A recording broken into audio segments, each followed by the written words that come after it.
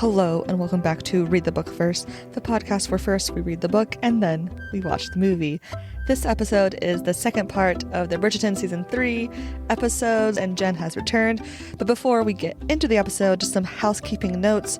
If you guys have noticed with Season 2, I've been titling the podcast titles differently. This is because in the end of 2023, Spotify added audiobooks to their catalog, which then changed how they flagged potential content issues, and because I was titling the podcast titles similar to the book and the author, it kept thinking that I was breaking the content and copyright infringement, which I was not. Anyways, long explanation. I've been changing the podcast titles, and I'm going to go into the backlog of season 1 and change those titles. So if you see that, that is why, if you're curious. Also, I have questions for you guys. Please go on my Instagram at Read the Book First Podcast to help me figure this out. I used to do these little intros before each episode, and I stopped to season 2 just to see if I liked that format, because we're still figuring things out here, still in our baby steps at the podcast. So if you like these little intros with a little music, let me know. If you don't, let me know. I'd love to hear from y'all. Thank you for listening, and enjoy the podcast. What an interesting 4 episodes. What an interesting season as a whole. Yes. I have thoughts on the episode. I have thoughts on the season. Yeah, and I was looking at my notes, and I wrote way more for the second half, but like the notes aren't deeper. There's just a lot going happening. On. So much. I think I actually ended up writing less notes this time around, but I would get annoyed and have to remind myself to go back and write it down. So that's where we're at. Yeah. So episode 4 leaves us at the cliffhanger, right? Like they just had the Pitbull moment in the carriage, and then Colin says, "Will you marry me?" or "Are you going to marry me or not, Penelope?" And they go straight into the Bridgerton house, and it's like a whistle down voiceover and like slow-mo and weird. It's literally like she was having an out-of-body experience. Yeah. The really weird, like Colin going, "We're engaged." I was like, the whole thing. It was like we were watching a memory and not watching it happen. Yes. Which is weird for the whole vibe of this season specifically. Yeah. It's like weird, but I also really loved the Bridgerton's reactions, because Penelope is like immediately like celebrated, because like the Bridgertons love Penelope, you know. So I thought it was really sweet, but then we'd see Eloise is like angry and like rushes out, and Pen tries to go talk to her, and she's upset over the like, "You're in love with my brother." That part surprised me more than anything. And also, like, I know this is the first episode, but it's a recurring theme. And I just like, I was frustrated by like Ms. Girl Power Eloise Bridgerton being like, my brother, like, girl. Yeah. First of all, it is not that serious. And it's also interesting because like in the book, Eloise is not there for them getting married and the whole situation. So it's kind of like out of left field because there's no context in the book for it. I don't know. I think it's interesting because of what later and other later episodes, how Eloise processes her reaction. I think it's a good reaction, like overall a good thing, but it's just, we get the already, 5-10 minutes into this episode, it's already like so much is happening. And I think that's my biggest issue with this. It's just like no scene lasts more than a minute. I saw a TikTok where someone went through all 8 episodes and reported how long, like how many actual Polin scenes we got and how long they were. In their entire season, they got 1 hour and 9 minutes of screen time together for their season. I feel like the problem with this season was the emphasis was on side plots and Lady Whistledown and not on the love story, which is the whole reason people are watching the show. Yes. But then also like that is like the main issue, and I agree. But then also the love story Penelope's dealing with is actually 3 like love stories. It's love between her and Colin, love between like friendship, love between her and Eloise, and then the love between herself like self-confidence wise, and that's enough for a whole season. And the familial love, all the changes Yeah. that happen with her and her sisters Yeah. and her mom. Yeah. And then, but it's just like so buried. Yeah. Yeah. And it's and it's frustrating because I'm like, I just want more of everything, Yeah, I but agree. there's not enough of everything.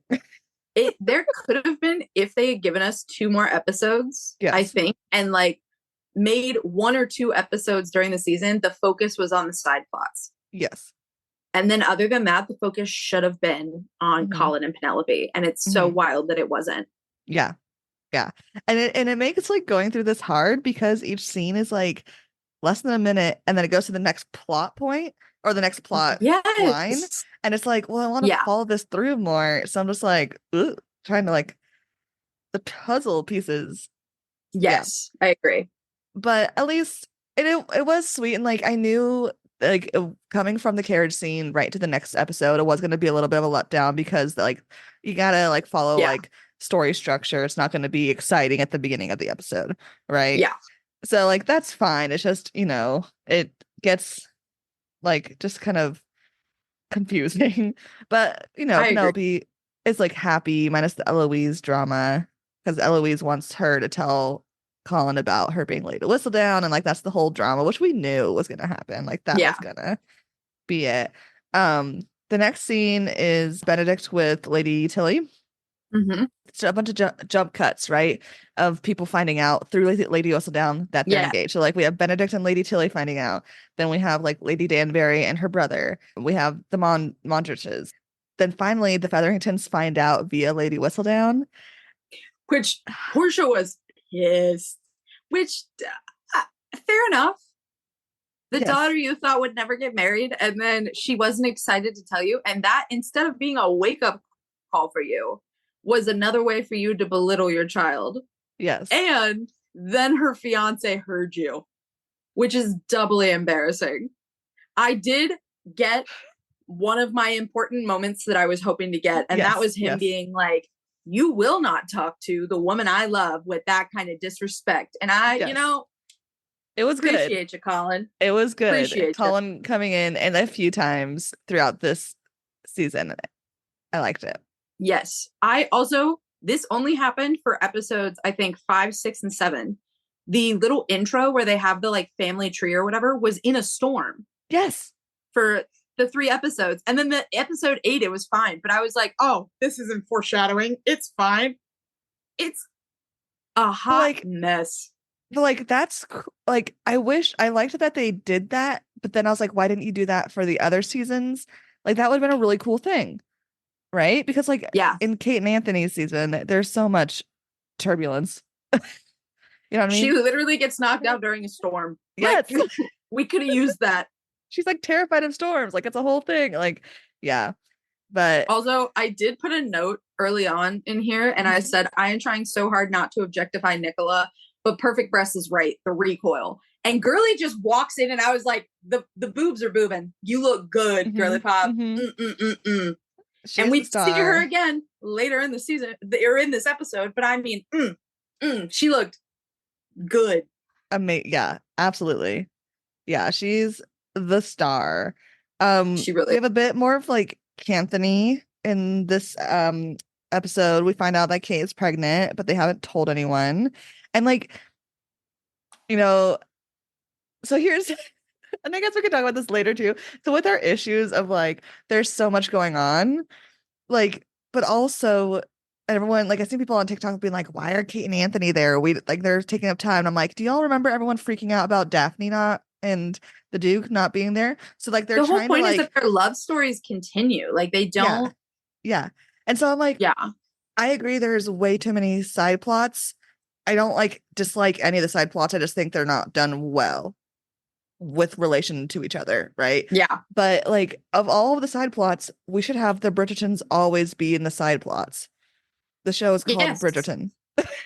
There's 7 of them. We have enough drama. We don't need anybody else. We don't need to be a side. Like if you're not connected to a Bridgerton, we need to be like the queen. If you're not a Bridgerton, get out. Bye-bye. Bye-bye. Get out. Bye. But girl. So I did like the little that like they're little moments of the Cantonese Mm-hmm. moments. I'm like, yeah, because they're, fan favorites, of course. Oh, wait, we do have the bit of the queen. Like, there's so much going on, especially this first episode. Episode Yes. 5 is like the most chaotic one. Whereas I'm like, there's no structure. No structure. Yes. I Um, agree. the queen is upset that Lady Whistledown did not antagonize her in her latest She was issue. flabbergasted. Uh-huh. Like she just reads it and goes, "Oh my god, she's off her rocker. I Yeah. win. I win. Yeah. She's off her rocker." Like, and then was like, "This is the perfect time to strike. Mm-hmm. I will make sure everyone knows Yeah. that this is going on." And this is also, is this, correct me if I'm wrong, this is where Colin went to show Penelope they're like where they're going to be living, Yes. because they get the letter Yeah. from the queen on the way back Yes. from that. Yeah. Nicola looked like Aphrodite. She looked Yes. like absolutely incredible. And I think that scene on like making sure her body was shown was so important. Yes. Yes. And beautiful and hot. And just it's not even, I'm gonna be so honest. Luke was there. Luke was there. Luke was there, and good for him. I was not looking at him. Not at all. She was so captivating, genuinely, like so beautiful that I could not look at her. This scene is the mirror scene. It is very similar to the books, as far as like the dialogue is like from the books. The like what happens is from the books. And it is so well done. The film is like the way they filmed it was amazing. Nicola has talked about her perfect breast and also that she did not use a body double, which we love to see, like actual people that look like other people in the world and not little stick figures. You know what I mean? So like this is like the one of the best parts of the second half of the season. Sad that it happens 20 minutes into the episode, but it's still, and it makes sense in the plot. Like they're horny engaged couple, they're in love. And I loved the song was Ariana Grande, right? POV, which was done so well. Also great choice. Loved. Great choice. Yeah. I think all of the songs that I recognized this season, I am a fan of. I am glad that they picked these ones for covers. Yes, all the songs made sense for like what was going on in the story. Yeah, they go from the Colin yelling at Portia to the what will be their home. And Penelope is like, no one's ever stood up for me. Like it's just so good. When Polin is done right, it hits. It's just there's not enough screen time of Polin. That is like the number one thing. Yeah, so they do the deed. We knew that a piece of furniture was broken during. I saw a TikTok and it was like a cut from Breaking Dawn where where they wake up, Edward and Bella wake up and they like have ruined that bed, and it was like what Bridgerton 3 season 3 watchers were expecting. And then what we got is their selfie that they posted with a broken little leg. I'm like, my dog can break a bed jumping like a couch jumping up there. You're not special, okay? Yeah, it's not that's not what we wanted. We wanted new or Breaking Dawn levels. Yeah, like you broke the furniture. It didn't look like you broke a sweat. Like, what do you mean? So I will say the memes coming out of these episodes, top notch. Somebody sent me one this morning and it said Lady Danbury from across the room, and it's just her with like her nose up in the air and her eyes narrowed as she's staring between like her brother and Violet. So funny. They leave to go, I don't know, tea or something. They're always drinking tea, the Brits. But I did for this scene also say perfect breasts is right. Yes. She's right. Women with perfect breasts don't get enough airtime. She is absolutely right. Absolutely. Absolutely. More perfect breasts on TV, please. That should be a t-shirt. Or a hat. I'll work on the design. Okay. I'll get it done. I'll look forward to it. There's a declaration from the Queen, and she has declared that anyone with information of the identity of Lady Whistledown can get £5,000. Mm-hmm. And everyone is like in like obsessed because that's a lot of money in Bridgerton Yeah. days, or in by Bridgerton I mean Regency. Then we also see Francesca and John promenading, and John I love them mentions, so much. I love him so much. Actually, this was supposed to be Colin and Penelope season. I care more about Francesca and John. I really do. I really do. I love them so much. And then in my notes, I said, I love John and Francesca. And then it's the crying emoji. This isn't fair. Yeah. Why would you make me love them so much? It's really mean, actually. It is really mean. And we are entitled to compensation. Yeah. And by compensation, I mean, I want more Polin scenes. You know what? Tide me over to the next season. Give me all the shit you should have given me this season. Yes. Yes. Absolutely. But John mentions the possibility of being like getting married, and Francesca's like, no, I really do want to get married and not live here, please. She dead ass it was so funny because she was so kind of like blasé about the entire thing. And then once it was John, and she was like, no, we're both quiet together and we enjoy each other. And like, I need to leave. I need you guys to let us get married so I want to get married. Okay. And she did like a very big 180 in how she felt about marriage as a whole. And I kind of loved it. Yeah. I love the actress who's doing Francesca, or playing Francesca. We said this last episode, but she's amazing. And I'm so glad that she's Francesca. Yes. Colin and Eloise discuss their issues about, but Colin only knows that Eloise is upset because of the brother aspect, not the whistle down aspect. Yeah. And Colin asks for Eloise's blessing, and she's like, nah. Get wrecked. Yeah, she's like, I'm mad at you, dude. Like, no, I don't care that you're in love.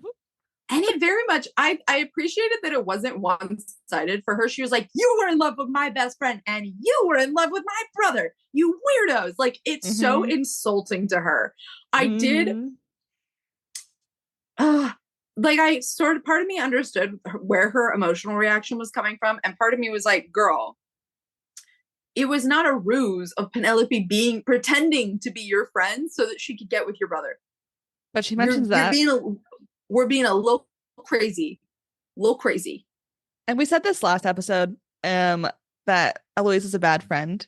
And we get so much Eloise being a bad friend the rest of the season. And also not, but like it averages out to her being a bad friend.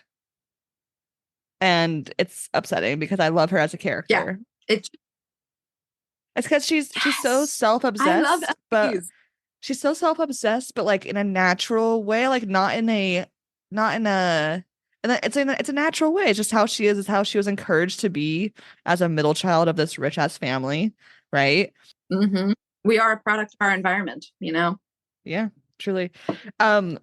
We get our first little bit of the Cressida plotline continuing, because where we left off, Cressida and Eloise were still besties.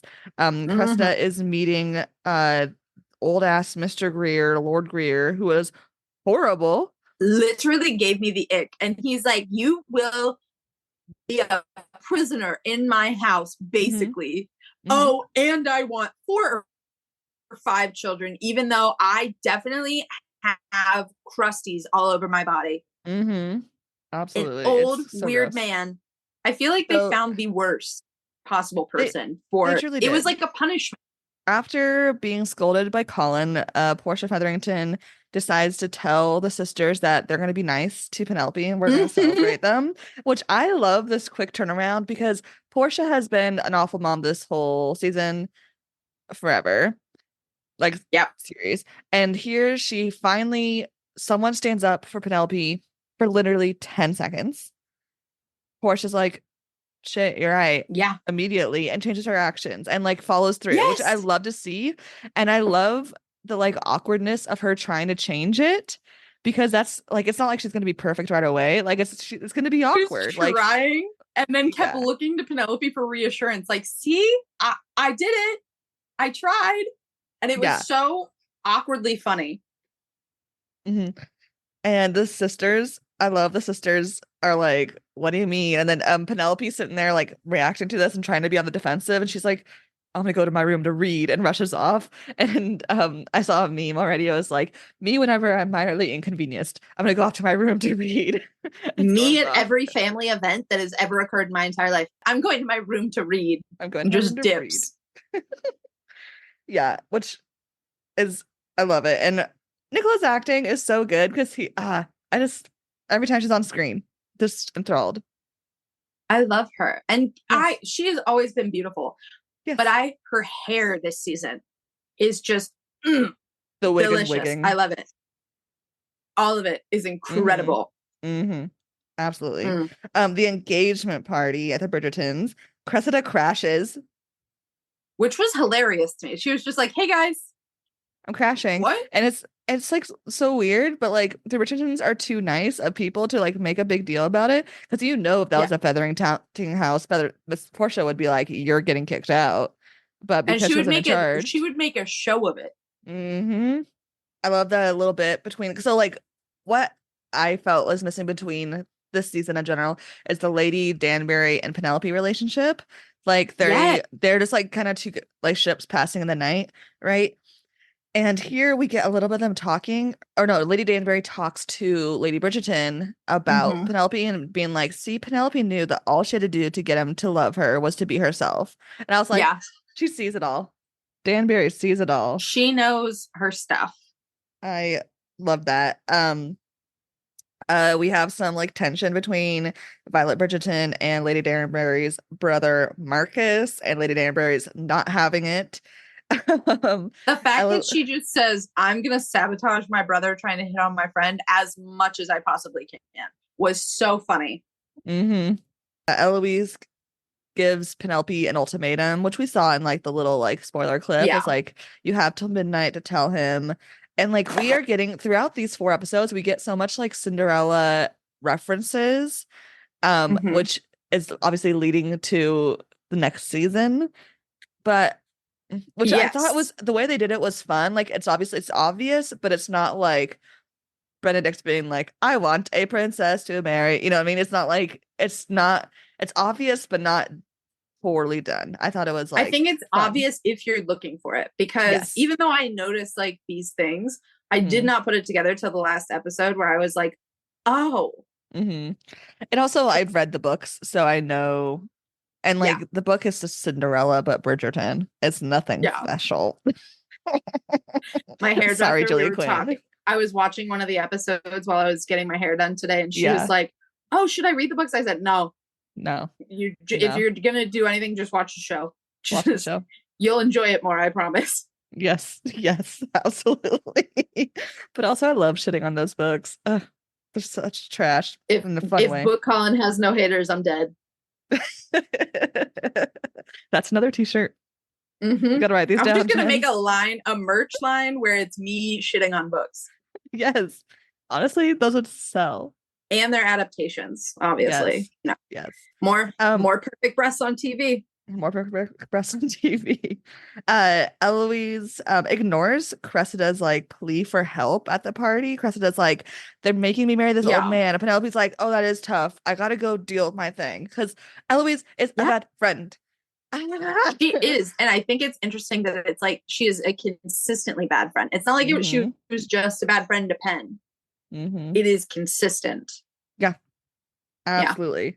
Oh, we get Francesca tells John to tell the story about the mud to like her mom and Anthony and Kate. He's trying so hard.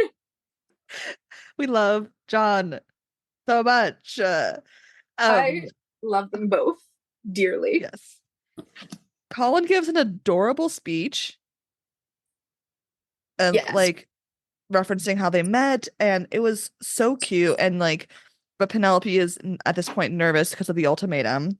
And then Eloise jumps in and is like, the clock is ticking. The clock of life, you guys. The clock of life. I was like, Jesus Christ, Penelope. Eloise. Just like, girl. And then Lady Featherington also makes a little speech. But then they play charades, which this is an interesting version of charades. I've literally never played it this way, but to each their own. Yeah. It's essentially like, here's a weird riddle wordplay, figure it out. Whoever's the goal is to be the smartest in the room. And Yeah. I love that immediately Penelope and Eloise are the only ones like winning, going back and forth.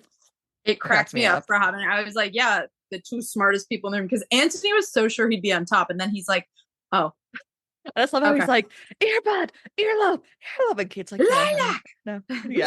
lavender. His face is just like, ha. And it was so cute. Um, Yeah.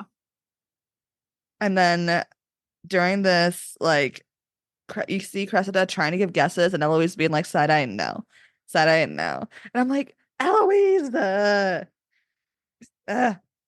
Yeah. She struggles. yeah.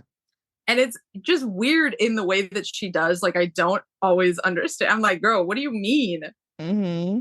Then Cressida like tells Eloise, here's my plan. I'm going to find Lady Whistledown to get the money. And Mm-hmm. Eloise, obviously we know Eloise knows Penelope's Lady Whistledown, but she's like, I tried doing that and I even I couldn't find her. And then Cressida's like, do you think I'm dumb? Like, You're talking to and me like I'm stupid. Do you think I'm yeah. stupid? And I was like, no, I didn't mean it that way.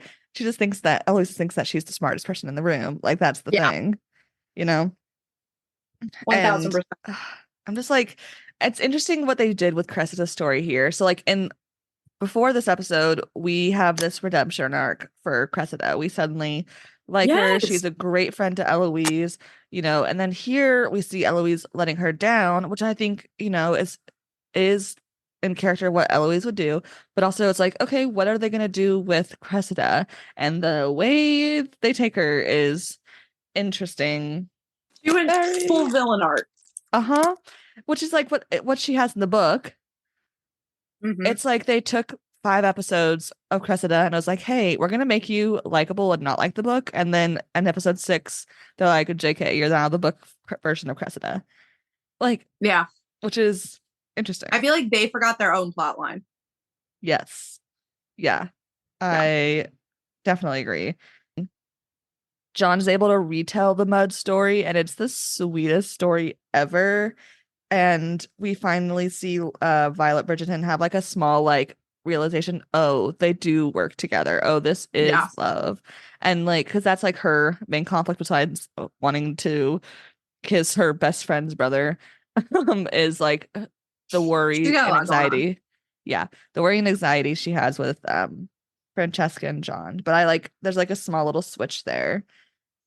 There's a discussion between a variety of folks about that Lady Whistledown should just come out because then and claim herself because then she'll have power and no one will want to marry her and she can have money. And Cressida's sitting there Mm-hmm. like, you guys, this is like her face. It's just like, Yes, her face was so expressive in the scene. You see her getting mhm, more excited every time they list a quote unquote negative bad thing about Lady Whistledown. She's like, no one will want to marry me.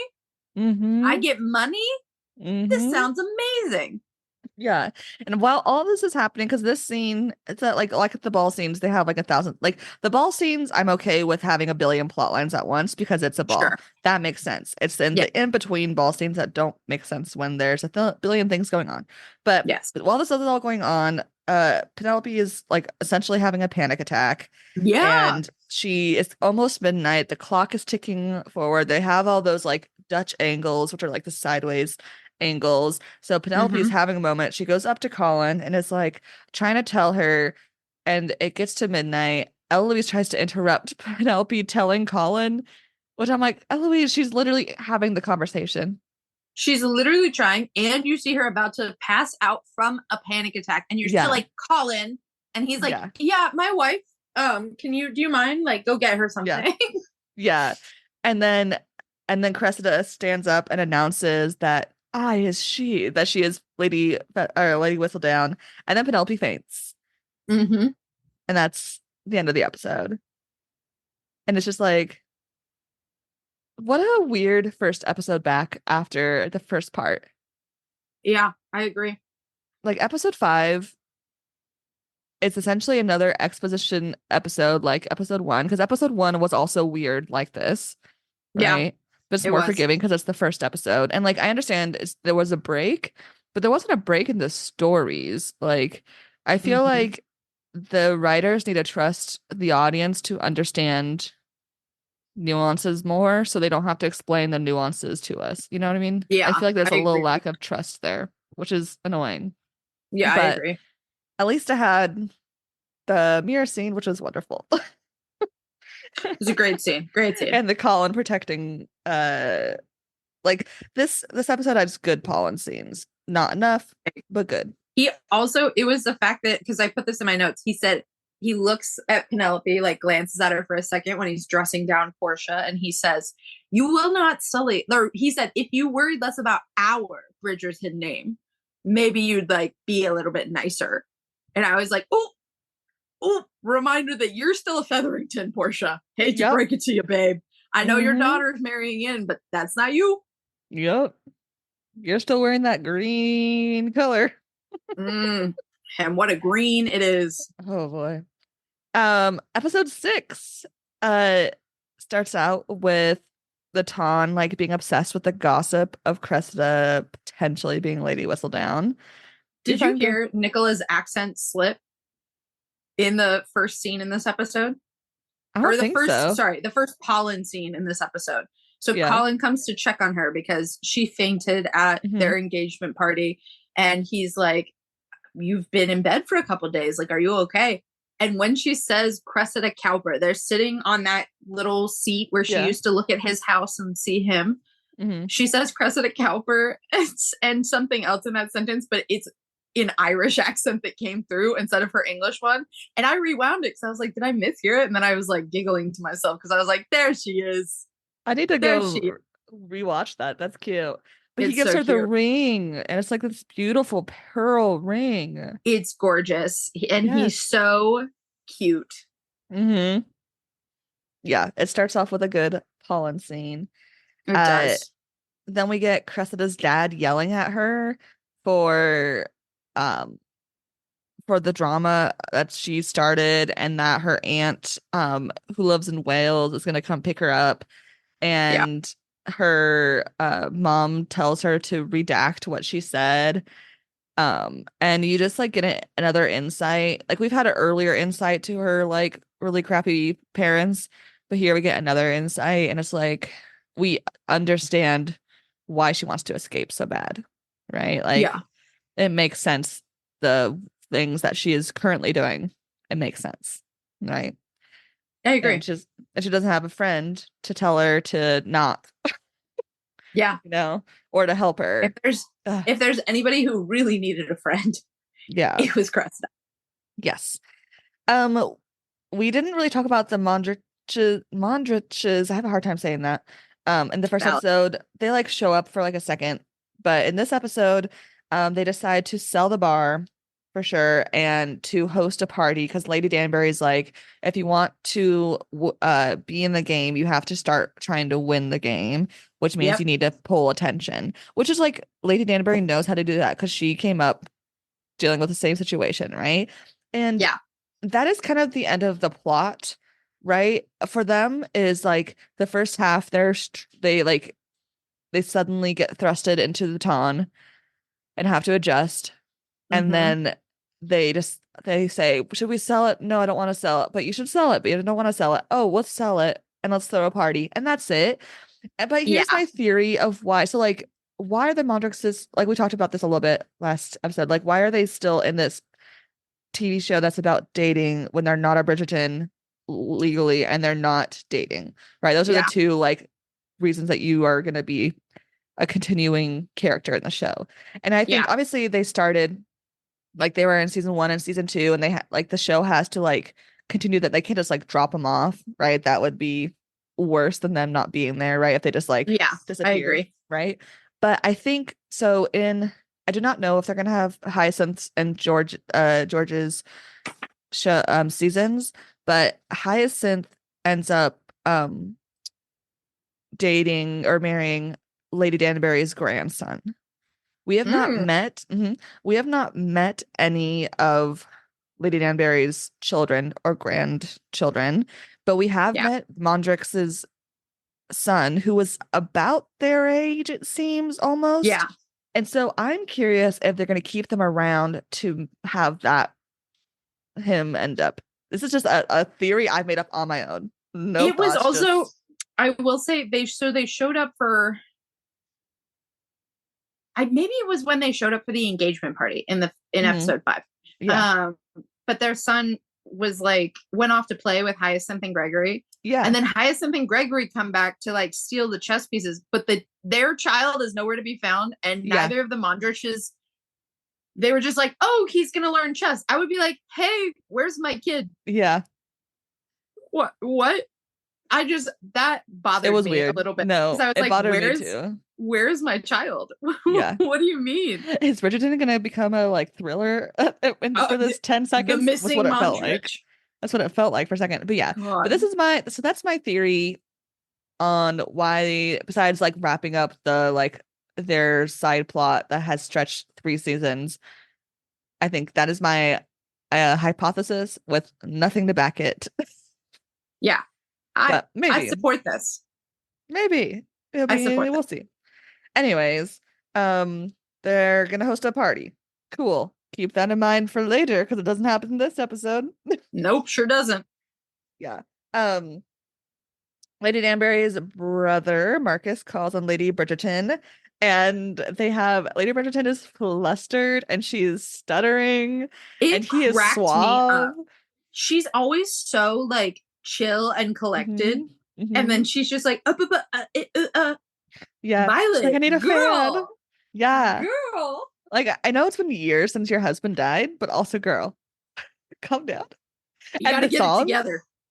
You got to get together, girly. when they announced that they were going to have a cover of Thunder by Imagine Dragons, I was just like, this is going to be horrific. And then I was in this scene and I was like, honestly, it fits. And it's a It kind of pretty cover. slaps. The It kind of staccato is slaps. good. Yeah. I was watching the show, and my friend has never seen Bridgerton. She's reading her book down on the Hmm. couch away from me. And Hmm. she puts her book down, looks at me and said, "Are they playing Thunder?" And I said, "Yes, Yeah. actually. Good ear. Glad you noticed that." Yeah. And it's cute. Like she feels the spark, the thunder. Yes. um John and Francesca can't get it. I love this scene. The Bridgerton siblings are arguing over So cookies. funny. So funny. And you just know that the actor who plays Benedict, that Luke, I forget his last name. I think Luke T. Anyways, he's like, as a person, like outside his character, just messing with these two kids who he's like seen grow up. And then he's just like, this is funny. Like it's just cute. Yes. But I John love and that. Francesca in that scene. So cute. Absolutely. He's like, "I don't think your family would hear me even if I did talk." She's like, "You can try. I have the plague, and all of you are going to die by association." And no one hears him say a word. I was dying. I was like, they have great humor. What do you mean? They're both funny. Look at them. They're Yes. hilarious. Yes. Oh, Yeah. And so Francesca ends up being the one getting their attention, and they announce that they are engaged. And Hyacinth like tackles them with a hug. Hyacinth's like number one like supporter of her siblings. Just like she's hilarious. Hyacinth is the do or die Bridgerton. Yes. Yes. Yeah. And it fits her character in the books too. Love it. Colin, he's upset with Cressida, the idea of Cressida being Lady Whistledown. He truly thinks that she is, and he's upset because he thinks that Eloise was a friend to her, and Cressida then would have been the one to write those mean things about him. And Yeah. and Eloise is so smart here. He's like, "Did you know it was her?" And she goes, "I did not know it was her." And then like, "Are you going to talk to her?" And she goes, "I'll talk to the scribe herself." And I was Yes. like, Well, and she Eloise. saves herself because he said, "Did you know she was Lady Whistledown?" And she said, "Oh, you went to see Penelope this morning." And he said, "Yes, she's so upset about Cressida." And she's like, "Right, right, Cressida." Yeah. God. And it's just like, it's upsetting. But I do love here that we see that Colin is so smitten and obsessed with Penelope, even when she's He not is. there. Like I will say, until he gets like upset later this episode, anytime he's on screen, he's like, "I love Penelope. She's the best." He's And I'm just like, so like yes, soft and cheesy in love. yes, Yeah. Yes. Yeah. Um, Eloise tells Penelope that the truth is going to destroy Colin, and so that she's like now is this where she's like a little hesitant to tell him? Yes. Yeah. I put in here, uh, now he's really going to know you lied to his face. And Mm-hmm. then, do you understand why she's been having such a hard time telling him? And then she pops in to see Penelope, and she's like having this argument of one of your dreams has to die. Is it going to be, are you going to break his heart or your own? And Mm-hmm. I thought that was so interesting because in the books, that conversation happens with Colin. Yeah. Because Colin knows before they're engaged who she is. And he says, you have to stop. Mm-hmm. So Yeah. I thought that was interesting that we're switching it over to Eloise. Yeah. And like I think it's an interesting part of this dilemma is what are you gonna do about it? You know? Yeah. Yeah. Um, the queen confronts Cressida and is like, bitch, you're not Lady Whistledown. She's like, I know a spade's a spade. Come on, girl. The funniest thing she said, I literally wrote the quote down because I was like, oh, I would not recover. I know Lady Whistledown as well as I know myself. She is an observer. What have you observed in your life other than yourself? Mm. Oh, True. Yeah. And dang. Cressida's like, I guess I gotta double down. I'm gonna print something. And her mom's like, all right, you Her better. mom's like, you better make it good, girl, because we're Yeah. getting kicked out of society for this one. Hmm. Francesca asked Lady Bridgerton to talk to the queen about their engagement because Mm-hmm. they're upset. So like this drama seems out of place within this season, but within the show as a whole, if you remember like all the other Diamond Queen drama, Yes. it makes more sense, but it does within the context of just season 3, it feels a little weird because the queen is so obsessed with Lady Whistledown that we don't care what she thinks about Yeah. the diamond or the sparkler, right? But Francesca wants the queen's blessing so that they don't get like kicked out of society, which makes Yeah. sense. Yeah. But it is awkward little conversations. But I Lady love them Bridgerton, though. I love them. Lady Bridgerton is hesitant because she is not fully convinced it's a good match yet. Yeah. And what she says she keeps putting it off to them though as, Hmm.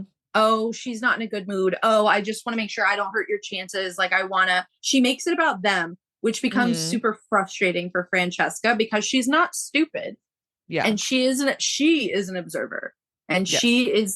she enjoyed being a wallflower with Penelope on the wall for a few Hmm. minutes. Like she knows what it is to be the person watching. And she knows from watching the queen Hmm.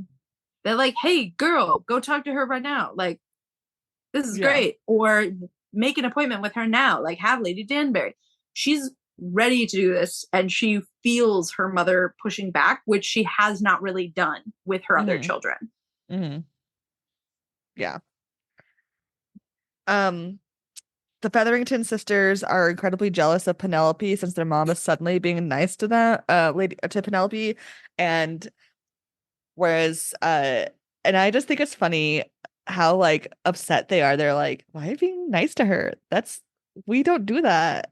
It's literally when she said in the last episode, Featheringtons support one another, and they both Yeah. burst out laughing because that's Mm-hmm. never been true their entire lives. Mm-hmm.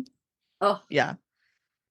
But then we get this scene where Lady Featherington is like, Penelope, you need to cater to your husband's wishes yeah. and make sure and Penelope's like, what about my dreams? And she's like, your dream is to have the husband and to make sure his dreams Ladies, come true. ladies do not have dreams, they have husbands. That was her exact quote. And I Hmm. was like, I would stab somebody if I had to live in this era. I would never survive. Yeah. But then she also Portia tells Penelope like your dad was a security match and he couldn't even do that for us. He Yeah. was kind of an idiot and Like all I want for you girls is to be better than me, to have it off better than me. So like you get the like we with this like Portia redemption arc and this, it's Yeah. like it's fumbly and klutzy as it should be, but like it's understandable. Like it's not excusable. You should not treat your children that way, but it's Agreed. understandable her mindset of being raised in this system and struggling to get a Yes. secure situation for herself. So I did Yes. like that they included that. I think it adds to their relationship a lot. Boys' night, so cute. I love them so much. Like, Boys' night. I loved all of these little interactions, and they had so many this season. Yes. Which is It fun. was so interesting. Like, they had one where it's just the brothers, and then they had one where it's Benedict and Colin and John and Will. I almost forgot yeah. Mr. Mondrich's first name. But yeah, like I loved those interactions and getting like when I say boys will be boys, this is what I mean. You get together and you giggle over drinks because you're dumb. And y'all gossip because you're boys. And you gossip like little old biddies. Yes. Yes. I love the boys' night scenes. Then we have the church bit where the not priest. It's not pastor either. What is the British word? Maybe it is priest. It's not pope. They're not Catholic. It's England, you know? Right. Of course. Yes. I think it must be priest then. It's not pastor. I think priest is right. I think so too. It's one of those religious It's fancier words. than pastor. Pastor's American. You know? Of course.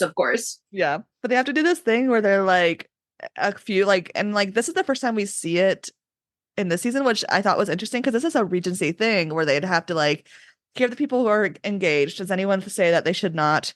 Here's the first time you have a chance to say no. And they have to do it like 2 or so times. Which I thought was interesting that one of the couples, it was their second time. I was like, who opposed it? Well, no, you have to like prove it twice, or like you have to like no, like it's like you have to have no one say don't do it like multiple times. 2 times. That's crazy.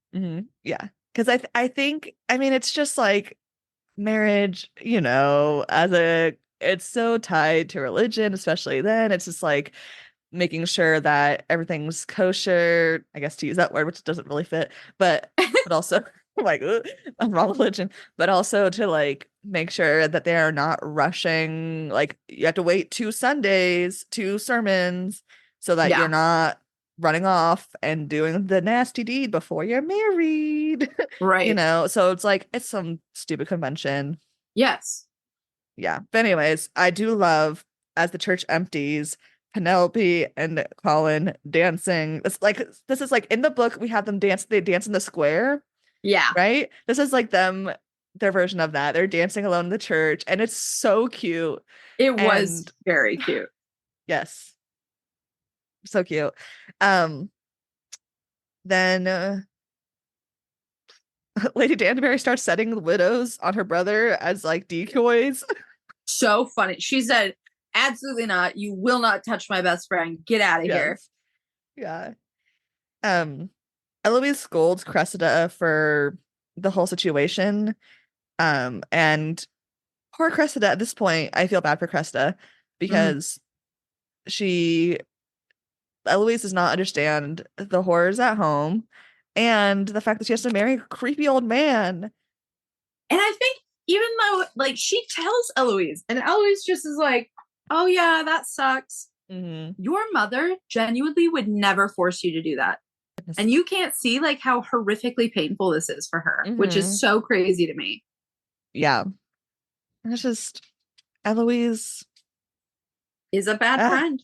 It's just where we are. We love her, but she's a bad friend. Penelope starts burning old Lady Whistledown papers. And then it transitions to a scene where Colin starts to write and like is excited about writing. Because he just talked about how he was so soft and in love he hadn't been able to write when they had their boys' night. He talked about that. Yes. Yeah, and so I think it's so good to have those 2 scenes next to each other because it's Penelope following her mom's thing. Like you don't have a dream. You're a lady. His dream is your dream. Make it happen. And as she's putting down hers, literally burning it, his starts, and I was just like, this is good. This is what we want. Yeah. This is good. Good job for this moment shows. Um, and then oh yeah, Penelope updates Madame Delacroix on the giving up Lady Whistledown. And I love Madame Delacroix here. And I also love that she is able to drop her accent in front of Penelope, right? Like Yes. they know each other's like true selves. Like Yes. I love it very she's a much. good friend here. I feel like we got Madame Delacroix instead of the Lady Danbury friendship, Yes. which Yeah, I which like. I liked it. I miss the Lady Danbury, but we get Lady Danbury's friendship with Violet, so I'm Yes. okay because we her character hasn't changed or diminished. It's just different focus, which I'm okay Yeah. with. But I do love that Mena de la Claus, she's like, my favorite part of making dresses is the glow that the girl sees, and I know that I did that. And I'm just like, "Ah, you're so smart, you know?" And she said, I don't think I could ever give that up, Mm-hmm. which is, oh, all right, a Uh, little pointed. yeah. The Yeah. next scene that follows that is Cressida's dad gets kicked out of his country club. And what stood out to me in this scene is the fact that when he's yelling at her mom, he's clearly like just not a good partner, not a good dad, none of that.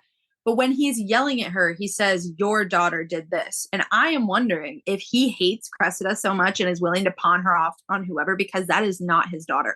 Maybe. That's my theory. I don't think Cressida is a Cowper by blood. I Yeah. think that's another reason her mom is willing to bend to whatever her husband says, is because he rescued her when she needed it or took her back after she cheated on him. Mm-hmm. Which also, maybe he deserved it because you seem like a terrible person. So Yeah. I also thought it was interesting that she was sitting in her kids, like her childhood room, because there's the only desk and she was trying to write. yeah, And I'm like, this is just, the metaphors are everywhere here. yeah. Yeah. And her writing the worst intro to a Lady Listen Down ever. Like it would have been so obvious right off the bat that it's not Lady Whistledown from that. Hmm. And her mom is just like, fuck, man, this She is was not gonna like, be it. that's it. That's all That's you it. got, really? Yeah. Oh, then we have Benedict goes to Lady Tilly Arnold's for a dinner party of Mm-hmm. her and one other person, Paul, one of Lady Tilly's besties. And then there's this moment where they're just like chatting, like it's awkward at first, but then they like all like are laughing, have a good time. But then Paul and Benedict are smoking out on the little porch Paris. outside. Yeah. Yeah, porch terrace. Yeah, the little balcony. There we go. Balcony. That was the word Mm-hmm. I was looking for. There we go. And they like have this like connection. And as soon as I saw that, I was like, here we go. This is for Mm-hmm. the gays of the days. It is June and it's Yeah, it Pride is. Month. This is where they're going. And it was so good. And like, I'm so excited for Benedict. Just love this for him. But they have a Yeah. moment, and then um Paul goes back inside first. Benedict follows shortly after and sees Paul and Lady Tilly kissing. And he's like, Mm-hmm. oh, what's going on here? What? This is not what I thought was going to happen. Yeah. And then they like, we would like to invite you upstairs with us. And Benedict's like politely like, oh, okay, I thought it was so thanks. interesting that he bolted.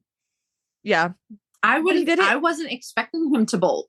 Yeah, he did it in a polite way though, right? It wasn't He like, did, absolutely. yeah, it was a shock, like a what? People, this is a thing? Oh, I gotta go, instead of a like, how Which I dare think he you? had like he had never considered or maybe he had, but had Hmm. not truly considered the idea of two men being with a woman. He's been with two Hmm. women at the same time.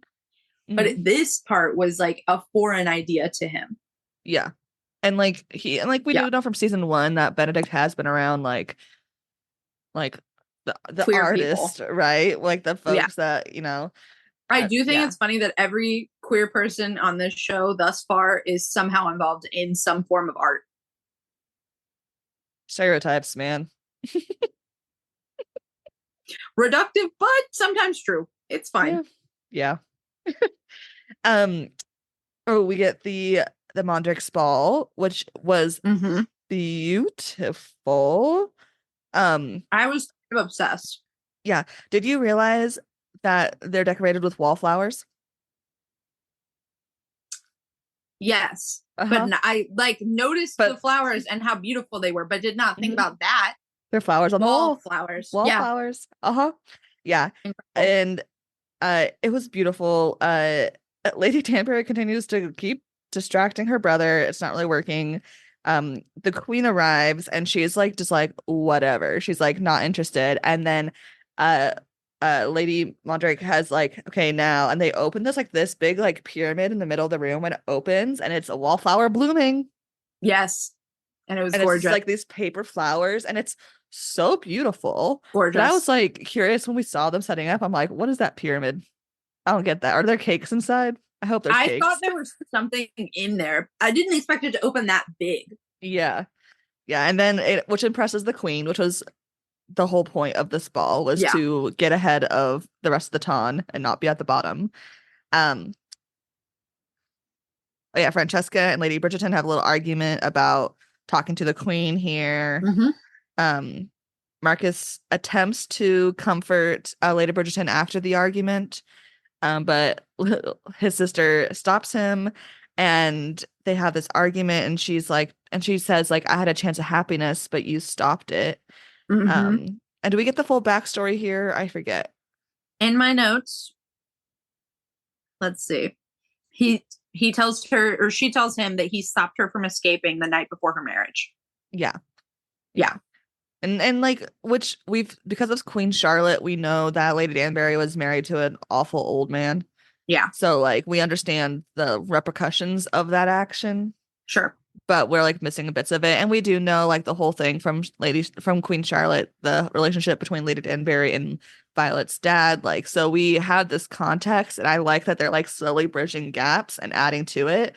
I think it's very well done. I still need to watch Queen Charlotte, but I was like, this is definitely a Queen Charlotte tie-in. This is fun. You need to watch Queen Charlotte I because literally, as soon as we're done recording, I'll go watch it. it's it's so good. You will be devastated. I will say So good. earlier in the ball, the Featheringtons first walk in, right? And they've like Prudence is walking behind her mom, who's preening over Penelope, and Prudence and Philippa are both pregnant. Hmm. They are both like emotional, and actually no, Philippa is just kind of like, whatever, I'm having a Hmm. good time. Prudence is like feeling the emotions. Everything is so big for her right now, and the Featheringtons keep coming with the funny lines. So she starts crying at just watching her mom like preening over Penelope. And Philippa looks at her and she's like, "Are you crying?" And she said, "Everyone knows a baby can push water up into one's eye." I will be using that from now on. I don't even care Hmm. if there is a baby in my belly. I will be using that always. With the Someone's kittens that like, you're "Are gonna you get. crying?" Everyone knows that a baby pushes water up into one's eye. God. Like, it's so drama and so perfectly Prudence. And Hmm. I loved that. We're getting this evolution of like both of the Featherington sisters learning to grow and just be kind of like a little kinder. And that Yeah. was like, it was so shocking for Philippa. She's like, "Are you crying?" Because Prudence doesn't cry. Prudence is snippy and mean. And like, Hmm. that is just how they have always interacted. Yeah. And so she like genuinely didn't know what to do with it. And then Prudence is like, "No, God, I'm pregnant."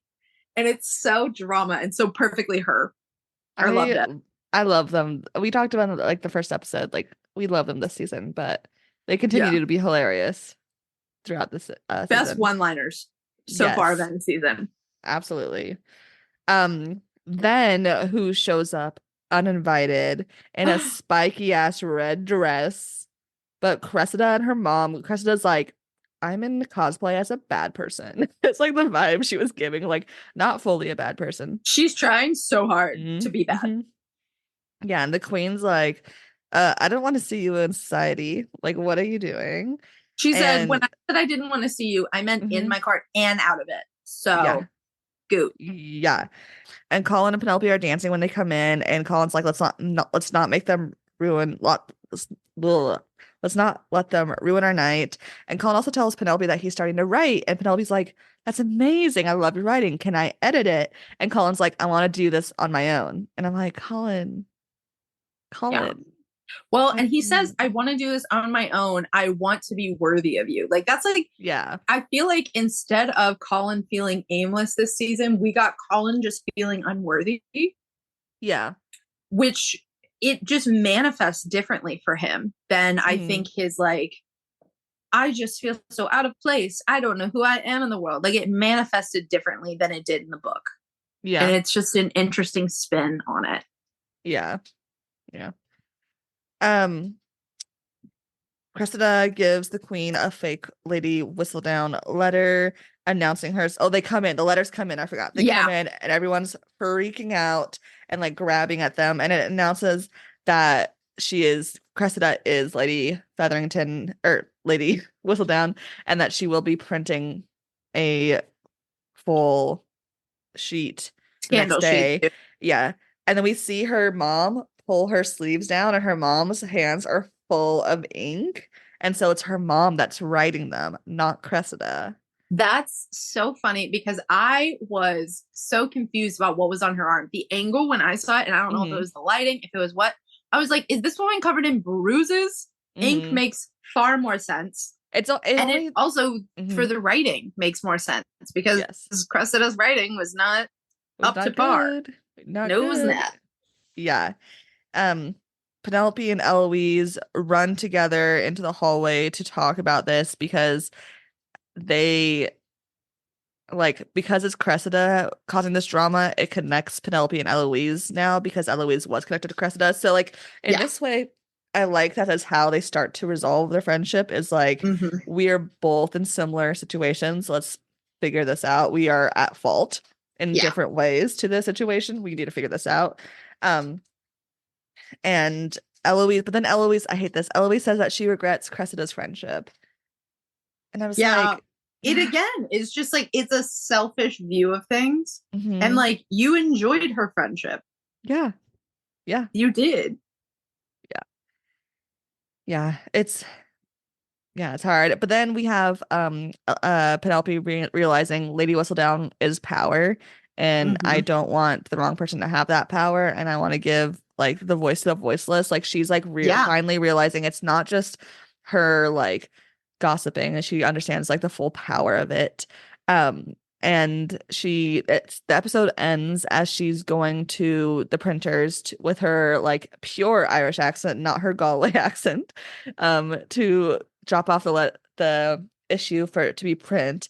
And as she's leaving, Colin finds her because Colin was following her. Mm-hmm. And I like that they had this. I was worried they weren't gonna have this because this is similar to the book. Similar, not the Yes. same. But I'm glad that they did have him follow her because even though like from today's standards, don't follow women at dark.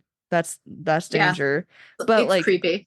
for Colin and Penelope, it makes sense because Colin, like in the first half of this season, Colin is obsessed with her and wants to be at her feet every day and every night. You know, Yeah. so it makes sense for them. So, It and that's how episode 6 ends. And it's wild that all that happens in 2 episodes. It's so Yes. much. It's and like the amount of Colin and Penelope scenes that we got were like a handful in Yeah. 2 episodes on their season. Hmm. Crazy. Yeah. Episode 7. We start with an argument. Sure do. Yeah. Colin's scolding Penelope about being Lady Whistledown, and as he's scolding her, he's like tearing up. He is so betrayed and so hurt. Yes. It's amazing acting.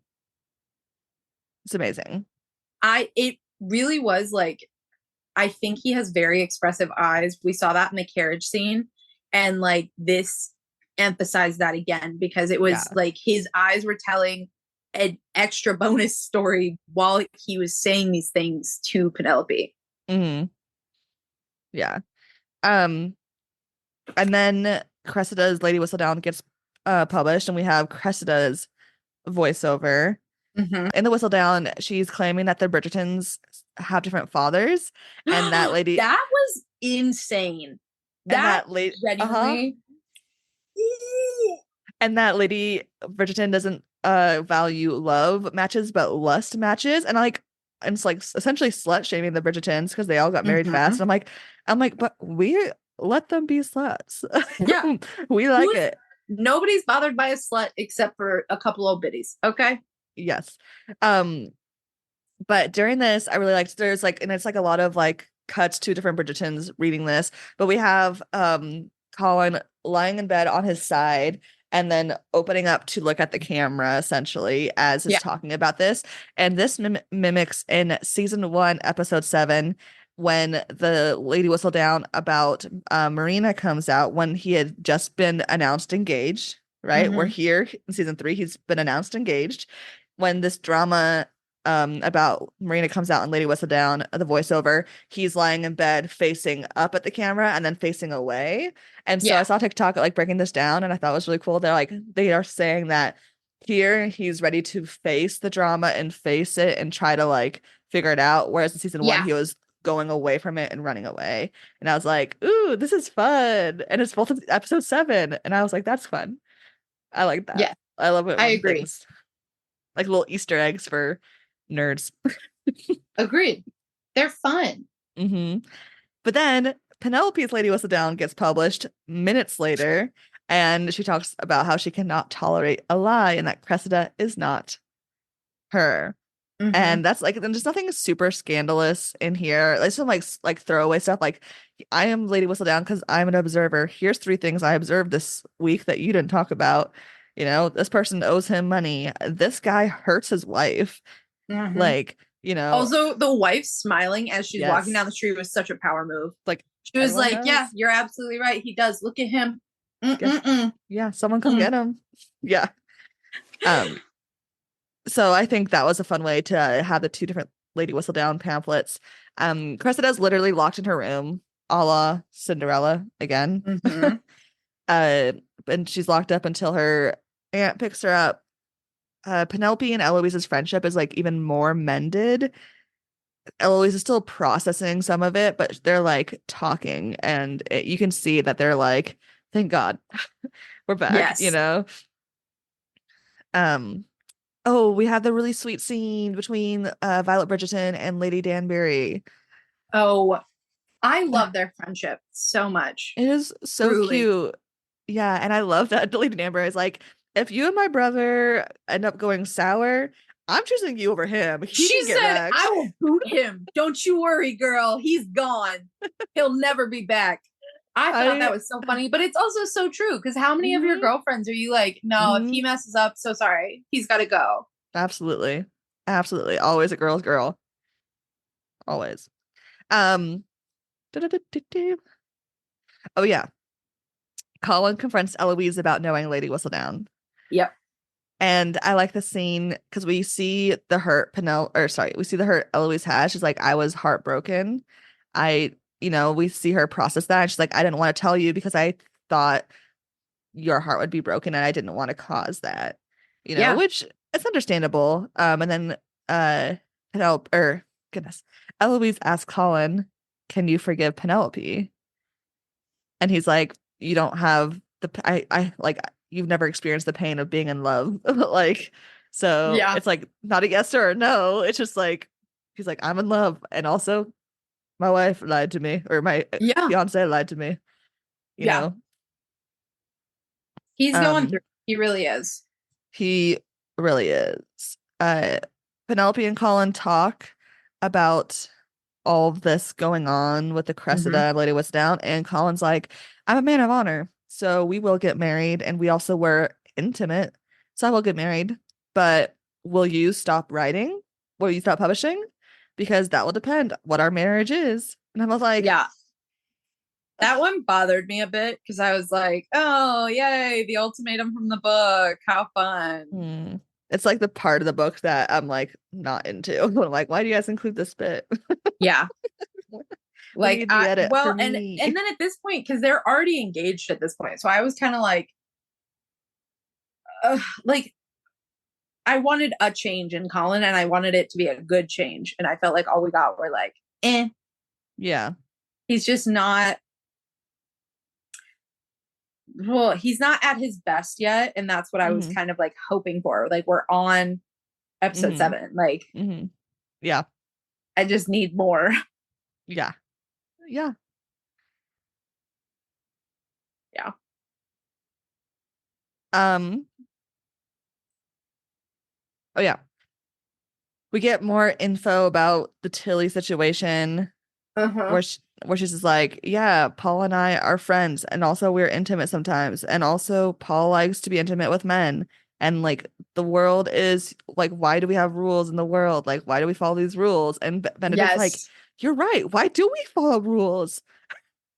Benedict's like, you are so right, girl. And then Yeah. I appreciated the point where he was like, well, I don't know. I just don't know that I've ever been attracted to a man before. And he said something Hmm. along the lines of like, um, I've never what's felt it? that way about a man or something. I've never been tempted by a man. And she Yeah. said, are you tempted by every woman you meet? And he said, oh, no. And No. it like clicked for him in that moment. And I think he like, because we did see something between him and Paul when they're on the Yes. balcony. And like the moment was there. It was just weird for Benedict to Hmm. admit that. So he didn't. And I love that. I love this for us. Yes. All the buy rep. We're doing great. Yes. Yes. Market calls on Violet here. Does she do it in this episode? Oops. We might have got that wrong. That's okay. But essentially, like, hey, want to explore things? And she's like, I'd be down to explore, but like, I need to figure out this stuff with my daughter. And also, you got stuff with your sister. And he's like, true. She Let's meet said, later. get your ducks in a row before Hmm. you come to me. Talking to Hmm. me before you talk to my bestie. Absolutely not. Yep. She was Yep. like kind about it, but she was firm of like, no, Mhm. you've got some stuff to deal with. Thanks. Yeah. Yeah. Let's circle back later. Yeah. Uh, we have more Cressida dealing with shitty mom. Her mom just like doesn't stand up for her, and Cressida talks about how she regrets turning on Eloise, and like it's so hard here because like we see her at the end of her rope and no one is reaching out to her, Yeah. and we see her being regretful and like ashamed of herself, but she can't.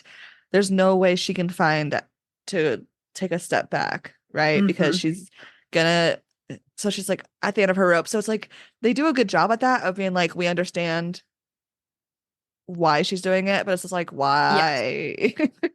Yeah. No. 1000%. Hmm.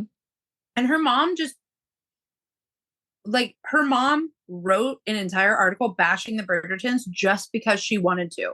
Yep. She was like, well, you know, who knows? Like Hmm. maybe they are from different parents, blah, blah, blah, even though they all look like siblings, even though Yep. real life they're not related. Hmm. And it's also just like she let her own pettiness destroy her daughter and then has zero sympathy for her and the punishments she's enduring. Hmm. Yeah. It's hard to watch. Yeah, I agree. Yeah.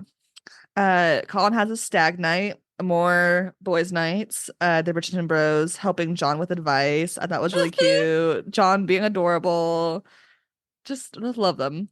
I thought it was really funny. There was one part where Benedict's like, our mom likes you. She's just obsessed with love stories. So you have to do something grand and romantic. And he says, yeah, go throw pebbles at Francesca's window. And then it cuts to, instead of looking at John, it's looking at Benedict and Colin. And Colin's behind Benedict shaking his head going, no, don't do that. And I'm cracking up because drunk Benedict is always so funny. Or, you know, it just Hmm. impaired Benedict in any way is always so Hmm. funny and so friendly. And it's Yep. always a hit. Yep. I'm so excited for his season. Mm-hmm.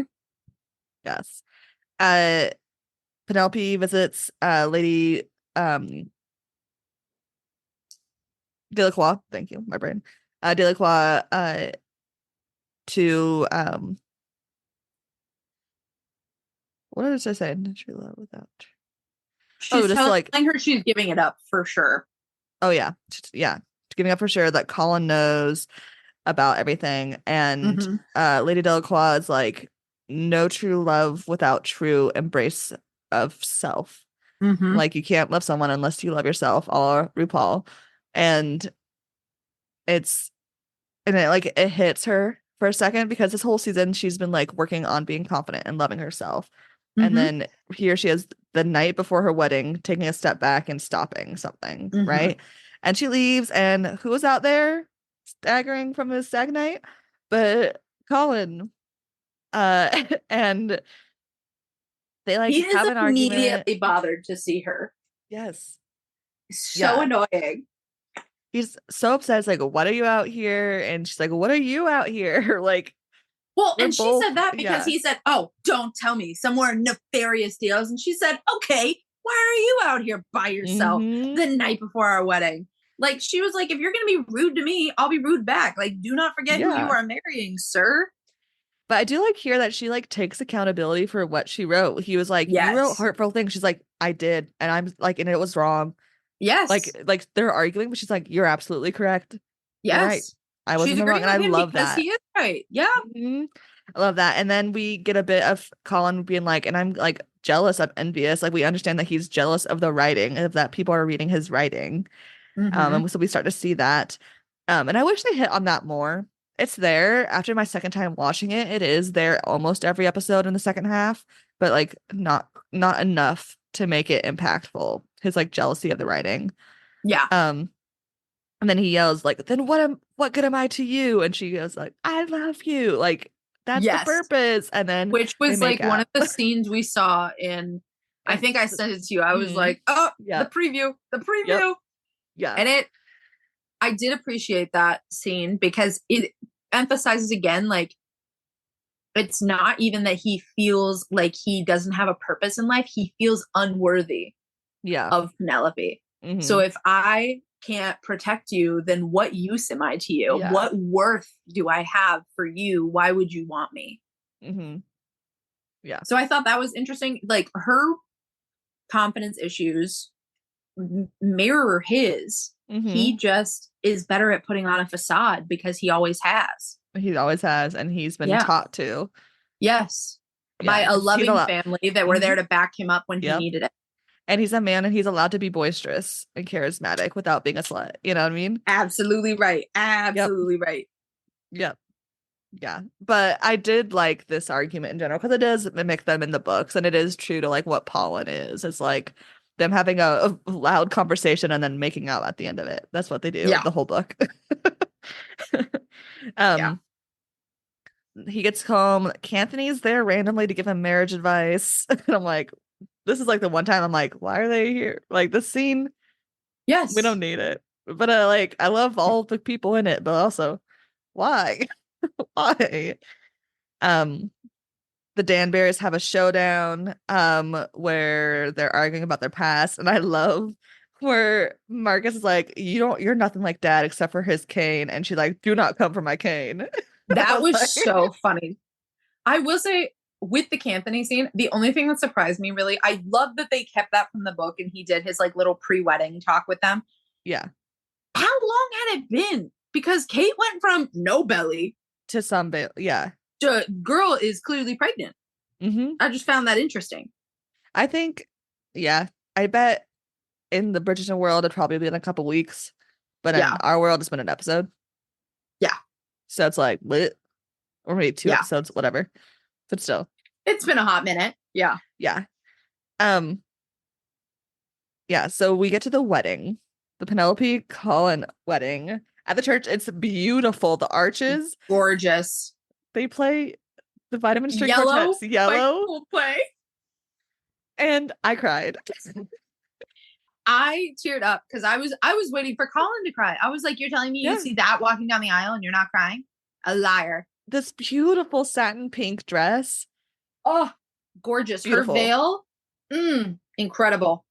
It was, I loved the wedding so much because like as like she like comes in, she's like, I don't know if he's gonna marry me. Like we kissed last night, but we also argued. Like, what's going on? And he Yeah. just like nods at her, and it's like, okay, And for these 10 minutes, we're good.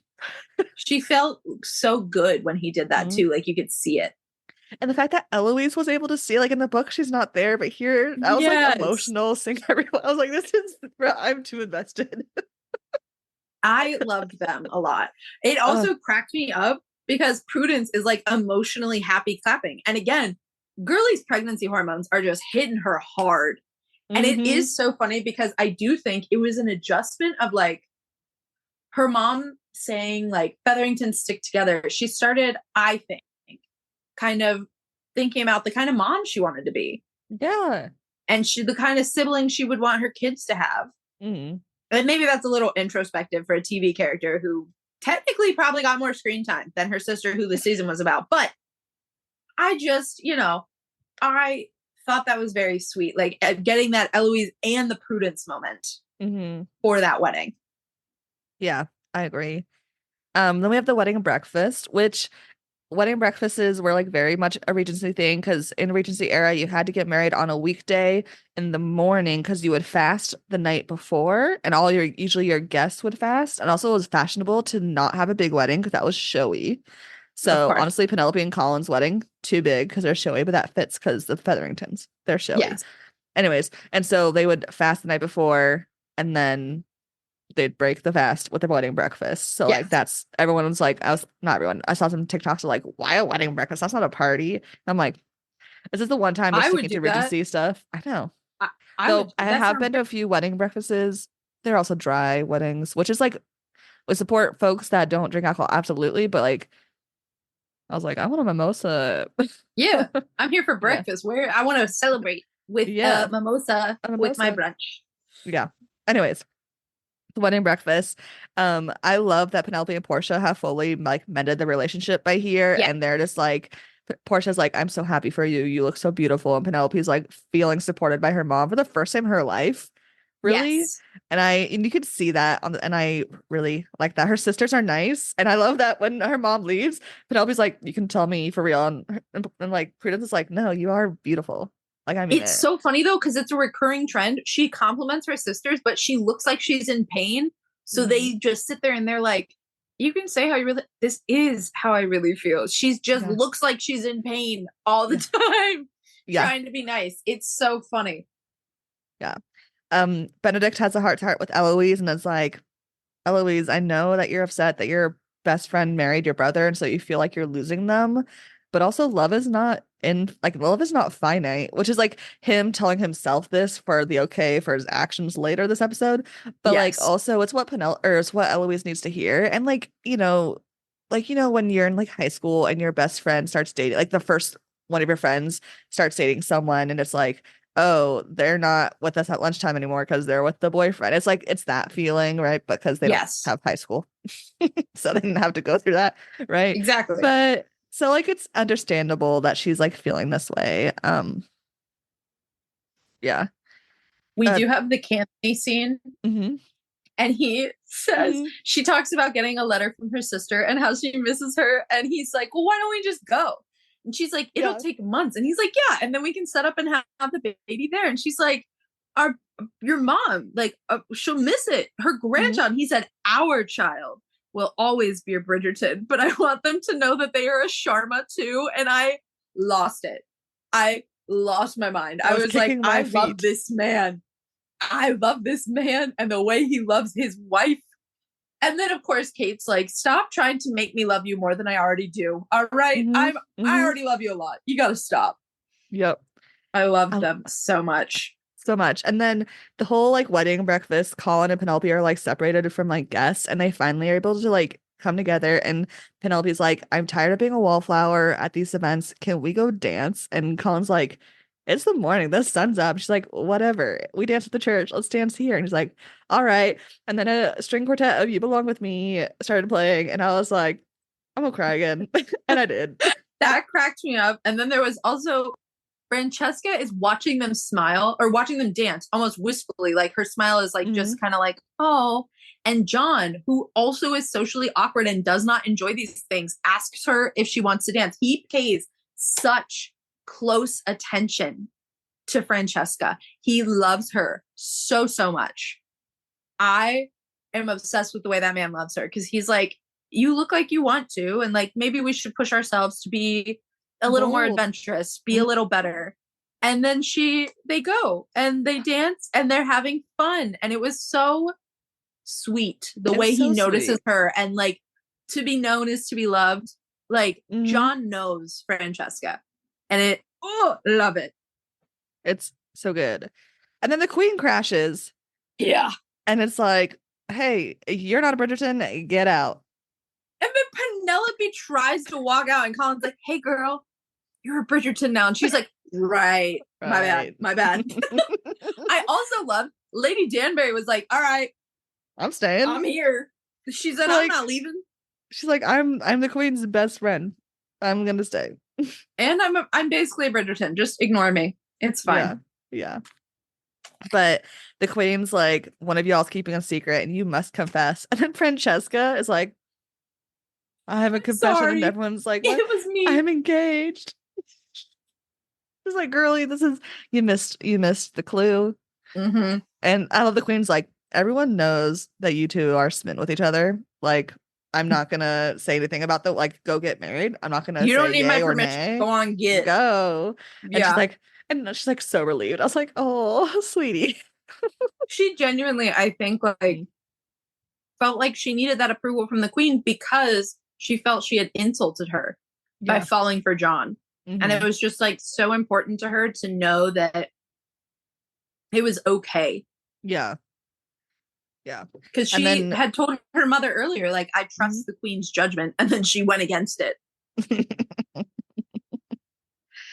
Then the queen's like, one of y'all's Lady Whistledown. Lady Whistledown loves the Bridgertons and only protects them. So therefore, it has to be one of y'all.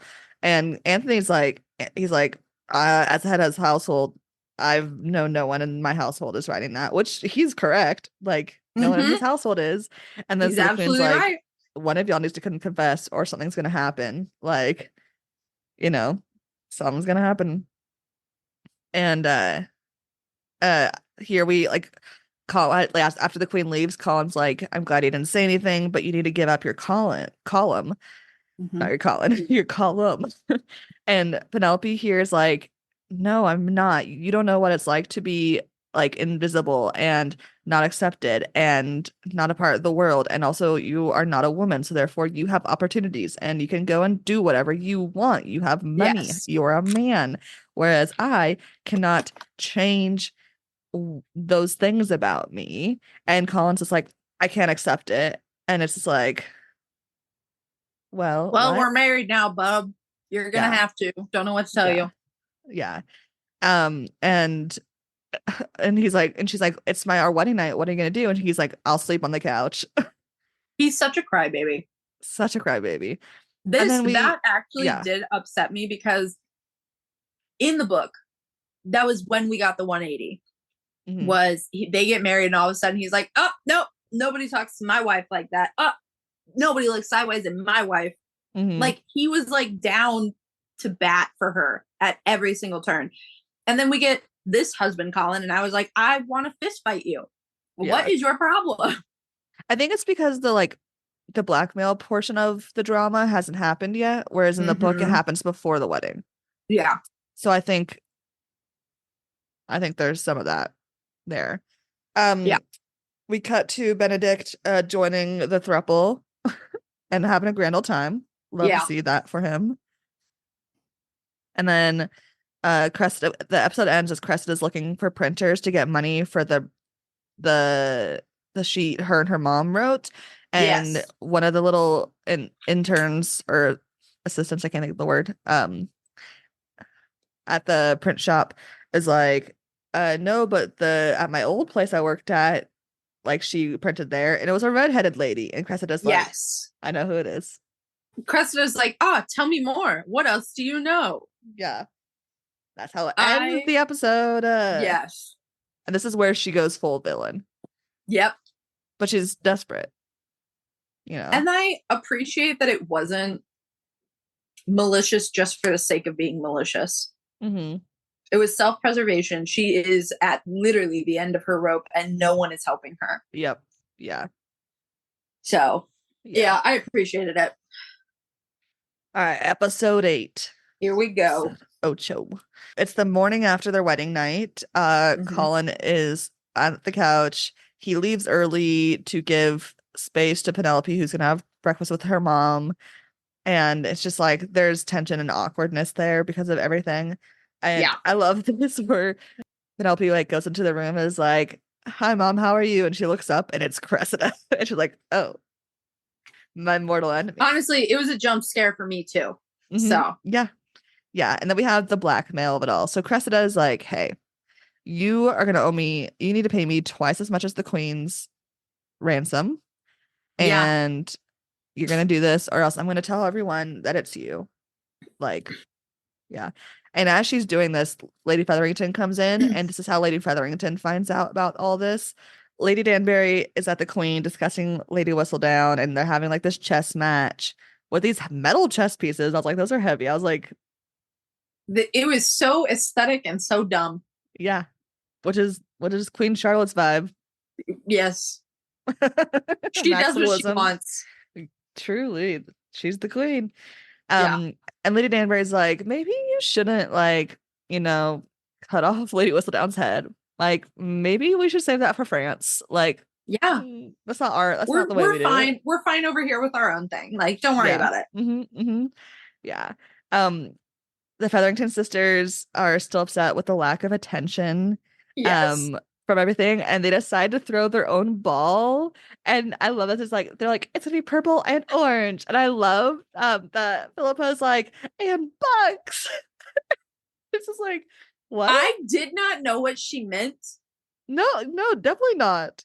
And then it was so, I loved it. I did when we get there. But I also side note, this was the first episode where the tree is back to normal. Yes. So like, the storm's blown over, whatever. Has it? I think you're all liars, but it's fine. Yeah. What a choice they did. It's an interesting choice for sure. Yes. John and Francesca tell Violet that they plan to go live at his estate in Scotland. And I love her reaction. It was just going to be a little way away. And they were like, oh, actually, the main residence. Oh, near the border? No, it's up in the Highlands. So sorry. Yeah. Violet's just like, oh my God, okay, sure. Yeah, of course. Losing her mind. Penelope and her mom tell Colin about the blackmailing, and Colin says, "I will not stand for anyone blackmailing my wife." And we're like, here we go. This is what we want. You had a bad moment, but now you're back. Well, he sort of was. Well, because then he looks at her and says, it's not up to you what we do. And I was like, sir. Yeah. I was flabbergasted and annoyed, to be honest. I was like, God dang it. The whole point is you're supposed to be better than this. Yep. And it's clearly like him seeing how Anthony handled issues at home, money wise. I agree. This is Anthony coming through Colin, Yes. So I'm like, I'll look the other way, but also thin ice, buddy. Thin ice. Yeah. Oh, you know what? Speaking of Anthony, I don't remember if you said this, but the wedding breakfast. Yeah. He sees his mom talking to Lady Danforth's brother, and he's like, what? He is too close. He oversteps. And Kate's like, I need you to chill. Okay. We're all together. Calm down. And I thought that was so funny because she's like, listen, hothead, chill out, my guy. And I think she is still, a fiery, like, good match for Anthony. Yes. She is so chill as a married woman. She's like, I'm living the life. I have a man that loves me. This man would die for me. Like, I'm good. Everything else is whatever. I'm great. But I thought that was so funny. Because now that you say that this is like Anthony coming out in Colin, it is. We just saw it 20 seconds ago when they were at the wedding breakfast. Yeah. I just like, he's, Colin still has a lot to do with growing up still, but like his father figure was hot-headed Anthony. So yeah. Colin decides the best and only thing to do is that he's going to go talk to Cressida and convince her not to do it because he is convincing. He's not convincing is the problem. Like, this is him really trying to channel his brother. Yes. But then he also, I think, just so misunderstood where Cressida was coming from because he's only ever seen her as the bully that she was. So he has never understood her. So when he approaches her from this space of protecting Penelope. I mean, like, she's had a hard life. protecting Penelope and just trying to like appeal to her, not realizing that Cressida is genuinely like, this is her lifeline. This is her only way out. She is screwed otherwise.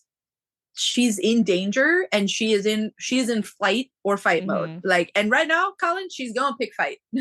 You just made it worse. You reminded her that she has a shitty family, not a good one like yours, and now she wants more money. Yeah, I did think that was funny. The first half of his speech worked. The first half did, because you see her face and like she's like getting a little watery and she's like, I like, you know, she's doing all this work while being friends with Eloise, being like to be kinder and less mean. Yes. But then as soon as he mentions the family aspect, she's like, fuck you and your good family. No. Yeah, she's like, oh, is life so hard for you, Colin? Get wrecked. Yeah. Yeah. And so Colin goes back and is like, y'all didn't work. I also thought it was interesting what she says to him when he's talking about Whistledown, which he does know, obviously, that Penelope is Whistledown at this point. She says, Cressida said to him, you don't sound as though you hate Whistledown. You sound like you're jealous. And I was like, oh, there it is. Yep. Also, I will say the one thing I hated about this part of the episode, we kept getting interspersed scenes of the threesome instead of just like that being a scene. I thought that was so stupid and just make it a scene. Like, why do you keep jerking me out of something to put? That's not a filler. People wanted to see that. They wanted a little bit of like exploration for Benedict. People have wanted that since the first season. Yes. And instead you just made it like a jump scare where it was there for 5 seconds and then gone again. I really like this bit where Penelope and Eloise are laying on the couch and it's mimicking them at the end of season 1. Because at the end of the season 1, they're like laying back and like talking and bonding. And here they're doing that same thing at the end of this season. And I really loved that mirroring. And I was like, oh, I love them. The solicitor drama comes back. The solicitor finally gets in to talk to Lady Featherington and is like, hey, you lied. I know you're a liar. I caught you. And so like, which I think this is a good time for it to come back. I was worried it was going to be a bigger drama because it's a boring drama, but it's like a good amount and like of like a realistic thing. Like, oh, there's a stressful thing going on. Here's a little bit more. And I liked that they did it that way. Penelope overhears and like is like, how could you do this, mom? Like, you like stole the Ton's money. Like, that is a crime. And her mom's like, what is different than what I did that you did? And Penelope's like, I was protecting, or she was like, who are you? I was like, her mom's like, I was protecting my family. Who were you protecting? And then Penelope's like, myself. And then Portia realizes, oh shit, really, she was protecting. She's right. I was the bully. Like, she's already like in this mindset of trying to like atone for this, but she's like really getting. And I was like, this is good stuff. I agree. We get more Francesca and John. Francesca expresses the need to be quiet in Scotland, or to have quiet around her so she can truly hear herself, which I thought was so sweet the way she described that. And she's like, that's why I need to go to Scotland to become closer to you. And I was like, ugh. I really loved that she was, because we knew it was about her. It wasn't about her not wanting to be around her family. She loves them. It was about her just struggling because she is different than them. She's just built different, and that is so hard for them because they are so close-knit and up each other's asses all the time. That Violet really struggles with the idea that doesn't work for all of them. And here Violet's like, when I first met your dad, I could barely introduce my name. I was stuttering. And then Francesca cuts her off. But I think it's important that she says that, because if we think about how she interacts with Marcus, she's like stuttering constantly. And then a TikToker I follow who's read all of so like in the Bridgerton world, there's other side series, one about the Smythe sisters, one about Violet Bridgerton when she's young, about her family, etc. So like there's like 20 plus books you could read. Ugh, a choice.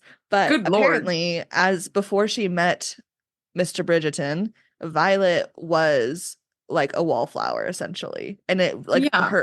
her love really brought her out of her shell, because you would not describe her as a Yeah. wallflower now, right? No, I would not.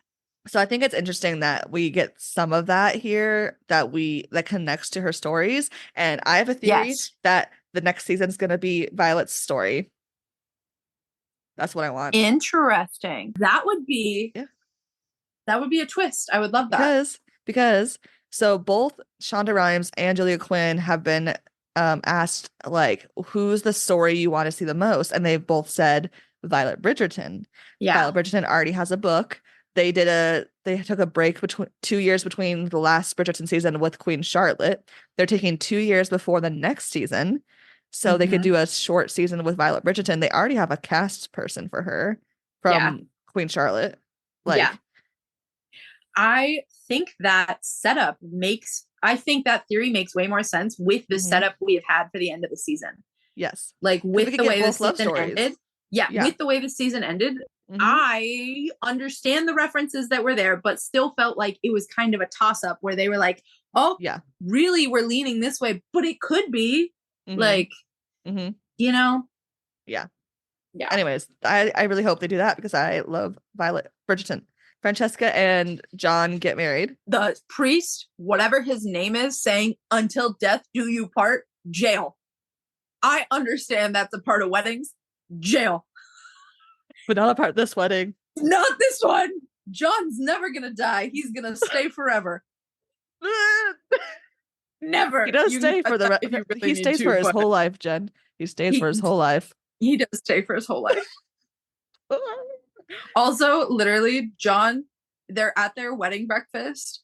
John saying, "I understand my wife doesn't like to be the center of attention. So, Violet, let me tell you all the ways your children reflect your beautiful qualities." I cried. Oh, I cried. I was like, he like loves and sees Francesca so well, but that also includes the people in her life that she cares about.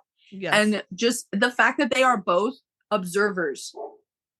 That is why Francesca is able to understand Penelope so well. Like, they are both observers. And I cried at that scene, and I love John so much. Me too. Me too. And I loved her dress. Oh, gorgeous. That little ruffle collar. Oh. I'm not really a fan of collars, but that one, it worked. I don't know if I could wear it, but I really liked how it looked. Texture-wise, I would be overstimulated. I'd be like, this is not for me. Yes. Penelope tells Colin not to pay Cressida, and they have another argument, and he says, "How am I to help you?" And she says, "By loving me." Yes.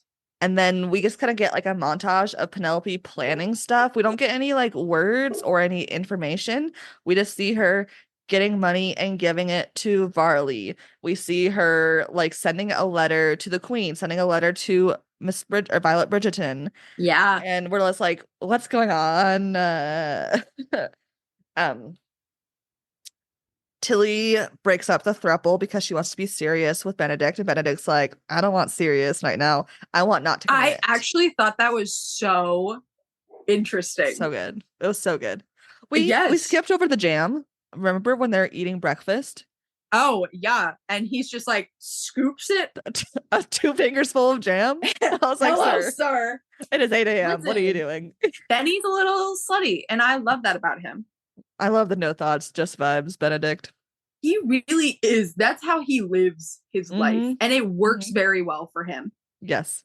And I am excited for his stuff. But yeah, I thought the breakup was good. Like, I thought the breakup was dramatic. Good. And I adored that after the breakup, we get Eloise and Benedict on the swings again, which we haven't gotten since season 1. Yes. Loved. Yes. And isn't this the part where he's like, I think the next thing I learn will be like life-changing for me? He says something like that. Maybe it's during a boys' night. I forget. Remember the swings? And I'm like, the next thing you learn is that you love and you want to commit to a certain person. That's what's going to happen. It's exciting. And I love that. Yes. And then we go to, honestly, the best ball of the season. Best ball of the season.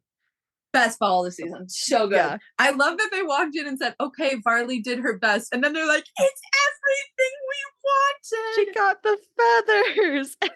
and the ostrich feathers and the this and that and like all these ridiculous things that they wanted that are so pretty.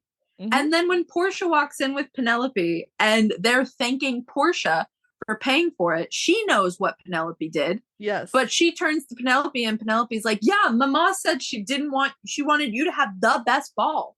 Mama did all of this and takes zero credit because they have that healed relationship now. And she was like, I love you and you are learning to love me in the way that I need and the way I deserve.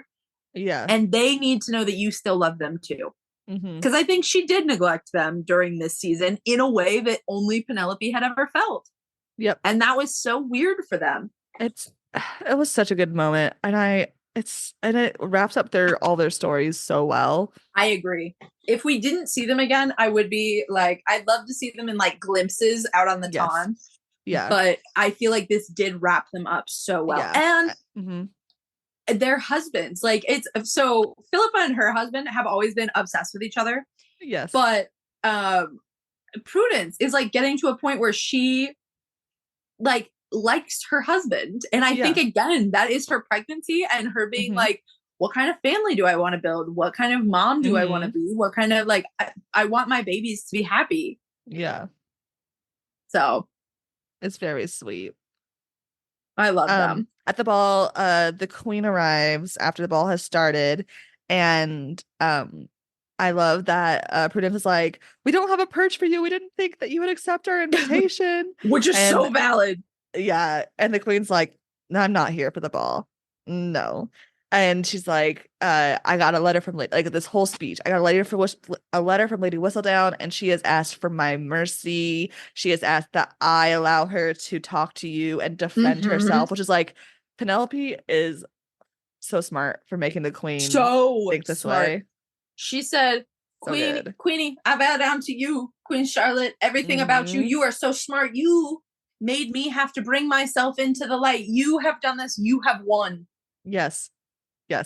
So smart. And then I love that excuse me, I love that the queen just like points you at Penelope, and then Penelope's speech so good. I love this. It was well done. Yeah, it's good. It's like a good amount because she's not like, she's a wallflower on purpose. She writes anonymously on purpose, so the first half of it is stuttering and kind of not coherent, but then it hits a point and you're like, oh, she is brilliant. Oh yeah, she is okay, and she has like, everything's fine, and like, she did mess up, but she did it for a reason. Like, yes. And I will say, I wish we did have the moment where they all started clapping for her. That was missing, but I do love that Philippa was like, now Barley, the bugs. And then Prudence says, oh, butterfly. Yeah, bugs. Yeah. Bugs. And I was like, you know what? You're right, Philippa. Look at the bugs. Look at them fly. I hate to say this, but I am dating a biologist, and insects and bugs are bugs? Butterflies are insects. They have exoskeleton, they have 3 body part segments, and they have 6 legs. So they're 2 different things. Bugs and insects. I might need to double check on this. Let me get my resources. You're blowing my mind right now. Yeah. I like that you said, let me get my resources, but you're on your phone and not asking the biologist. No, are you calling him? Hilarious. We're phoning a friend. I'm phoning a friend. Are butterflies bugs or insects? They're insects. Bugs technically are only like, there's true bugs is a real thing, but bugs isn't a real thing otherwise. Okay, true bugs are what? Like stink bugs. Is that it? I mean, it's like stink bugs, leaf hoppers. It's kind of like beetles without the hard casings on their back. Beetles with no hard casings. So not butterflies. Yeah. No. This is about Bridgerton. Thank you very much. Bye.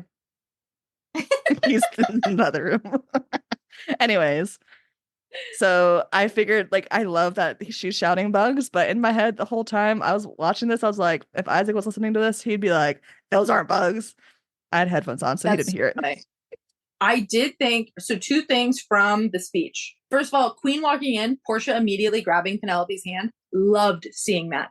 She was not like ashamed or trying to distance herself or trying to do any sort of damage control. She was just there supporting her daughter.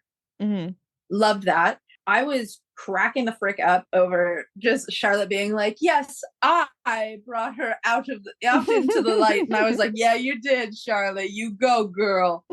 It's so funny. I did think it was interesting the way they set it up, because the whole thing was in the book that this is like 10 years from the first Bridgerton book. Mm-hmm. So now we get to continue having a Lady Whistledown paper. So that part gets to continue, which I think is cool. Yeah. But like also, the like, that's opportunity is still there. risky. It's going to be more like a newspaper and less like a gossip column. Yes, You I know agree. what I mean? It's Which going to I be think more it's- like people try to be sneaky and Penelope's like, gotcha. Gotcha. And then at the end, I did think it was funny. It pans to Eloise and like her jaw as Charlotte's walking out is just on the floor. She's like, what? And then I said in my notes, Philippa's husband remains the A1 partner and brother-in-law. Because he's like, yeah, girl, come dance, wifey. Like, he loves Philippa so much.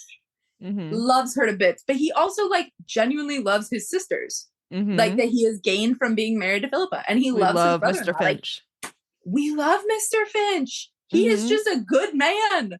And he loves cheese. Relatable. And he loves cheese.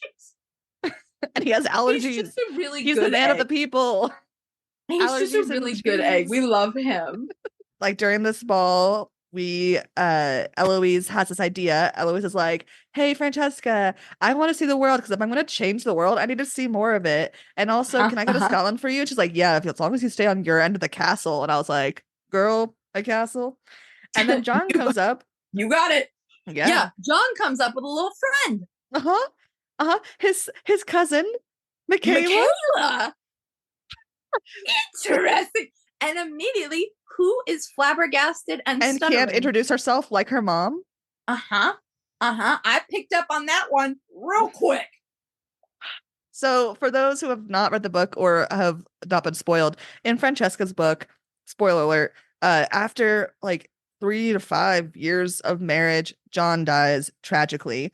But before he dies, him and his cousin Michael, who are raised together by their moms who are widowed both to twin brothers. So coded lesbian moms, kind of, potentially. Anyways, they're best friends. They're almost like personality-wise identical, but Michael's a little bit more charismatic slightly than John is, but like their like whole thing is that they're the same person because they were raised together.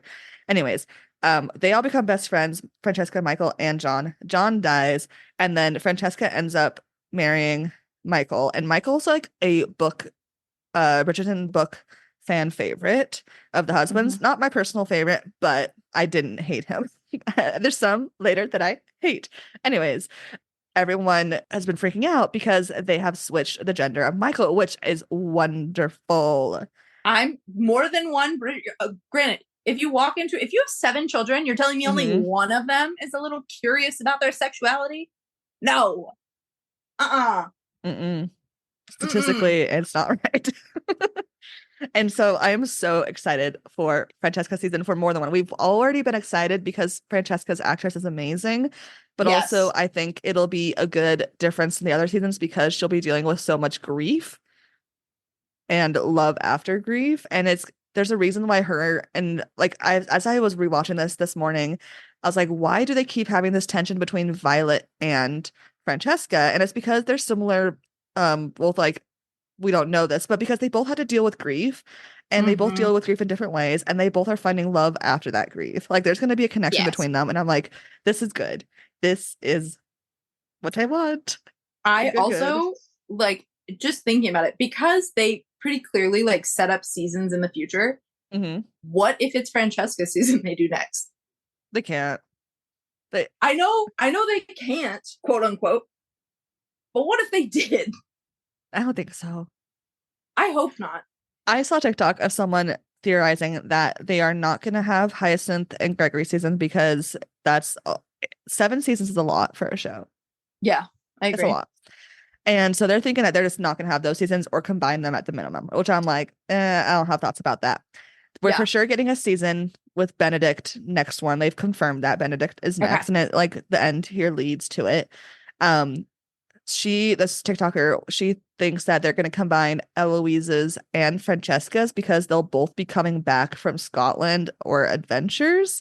And they are also saying because Francesca we're now assuming now end up with Michaela in her season, that they want to make sure that's the last season in case the world hates it. And so Netflix can be like, it's the last season. We can do our scandalous sapphic romance here without being like, you know what I mean? Sadly, I think there is some reasoning to that, just knowing how seasons of sapphic TV shows get canceled immediately. Yeah. You know what I mean?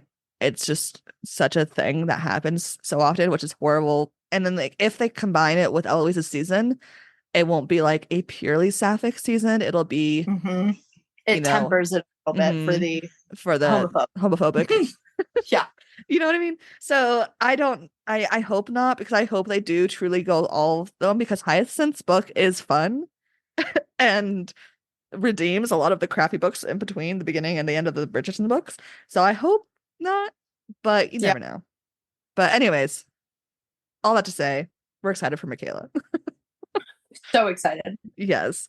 And essentially the episode ends as everyone's departing to the Francesca, John, and Eloise are departing, and Michaela departing to Scotland. Eloise mentions that she's going to be back for her mama's famous yearly masquerade ball that we've never seen. It is a thing in the books, but like we've never seen it.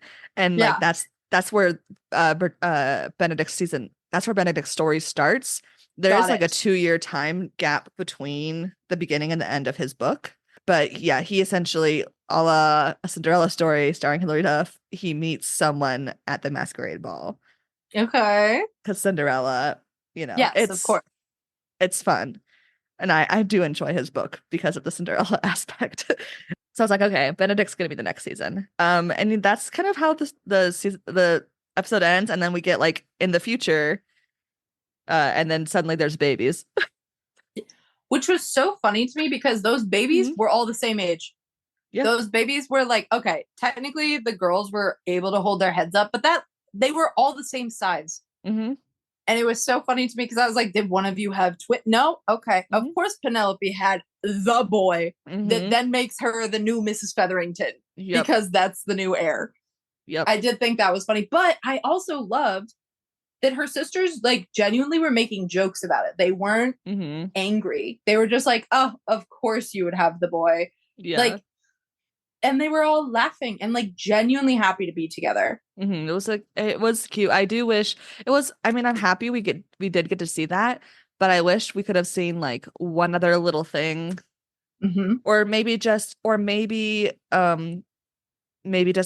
like super pregnant and her getting a letter, oh, my sisters are having a baby, and then next season see them with the babies, you know, like it was like a bit of a time, like that's a almost over a year time jump, right? Because it's 9 months plus, at least 9 months plus that baby is not a newborn. Exactly. So it was weird. It was sweet, and I'm glad we got that for the Featheringtons story to wrap up, but also within the series as a whole, I was like, what?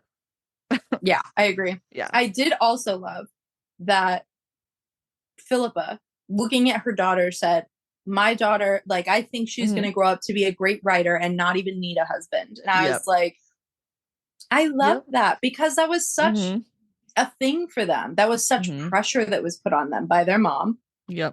To be in society, to gain a husband, all of these things. And I really loved that.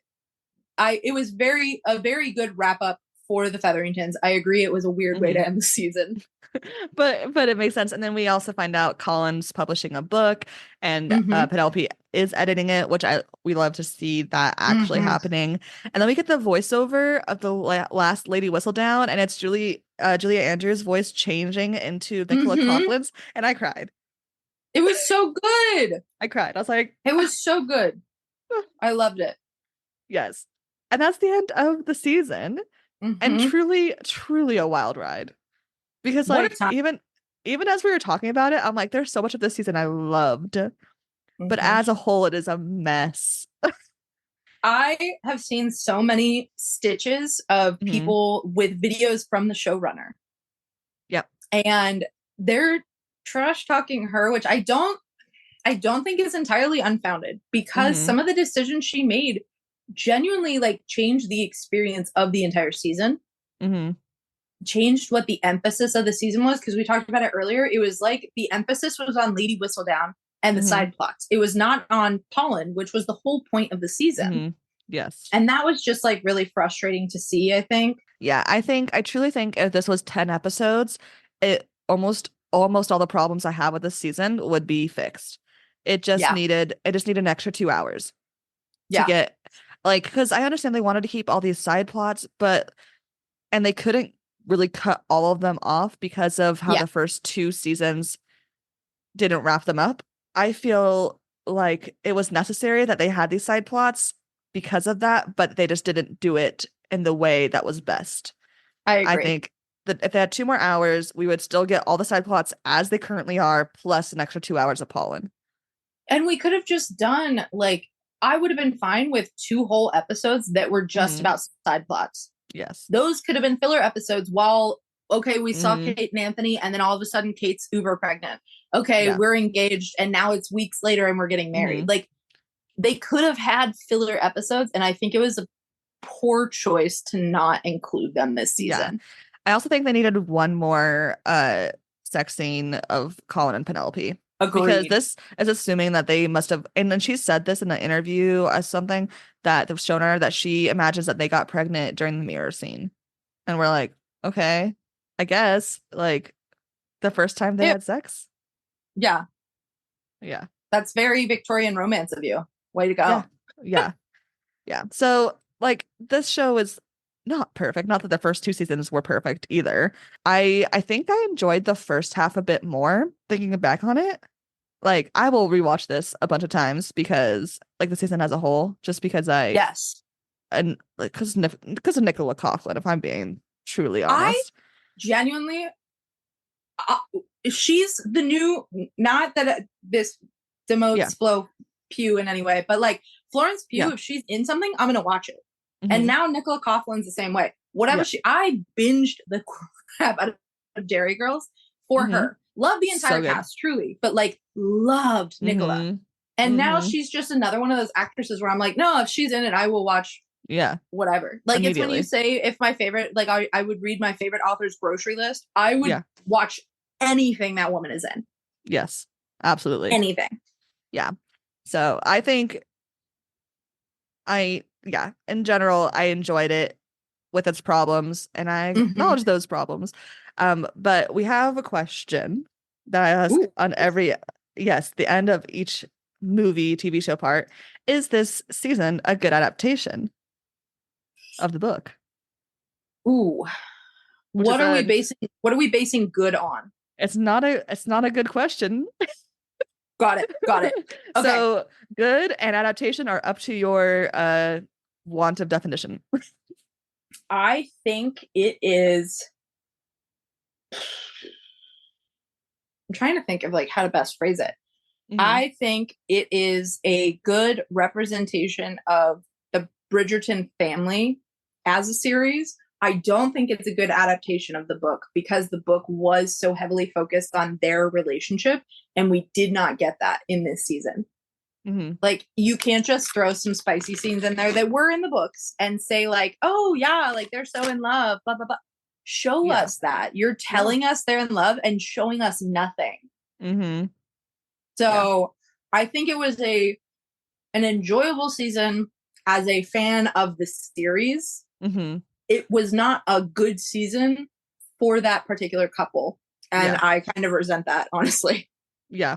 No, I agree with everything you said. Because again, we love, like, there's so many, but like, also, I feel like this season for me, I don't think it's a good adaptation. I think I absolutely enjoyed the show more than I did the book because though I didn't enjoy shitting on the book, but there's so many points in this show, this season specifically, where I'm just like in tears, like feeling like so seen by everything. And then suddenly I'm like, this is not making sense in what is happening. Like, it's so up and down. And I think which is like, I don't know if I'd rather have a completely mid season versus the season like this, where it's like excellent and then like what? And then excellent. You know what I mean? I don't know which one's better. There was no real flow with the season. I think that was the biggest problem. There was no consistent flow through any of it. And we don't really know what happens to Cressida. She just goes off in a carriage. She just disappears with her aunt to Is go she to gonna be in the Wales, next I season? guess. Maybe She's Cinderella. Oh God, no. I know She could never be terrible. Sophie. Sophie is pure. It's terrible. I don't think they're fully gonna replace Sophie, but it made me laugh because I was like, man, we're really playing up the Cinderella storyline. She just being kidnapped now. Thank you, Jen, for coming. Let's last 3 episodes. So fun. Please let me know if there's a book and movie you would like to read again. Absolutely. Please. If you would like to follow Jen on Instagram and see all her bookish content and her Thirsty Thursdays, she's at Lit with Jen. You could follow us on Instagram at Read the Book First Podcast. Please share with your friends so we can get more people to listen. Subscribe to us on all the apps, rate us 5 stars, leave reviews, etc. And remember, read the book first.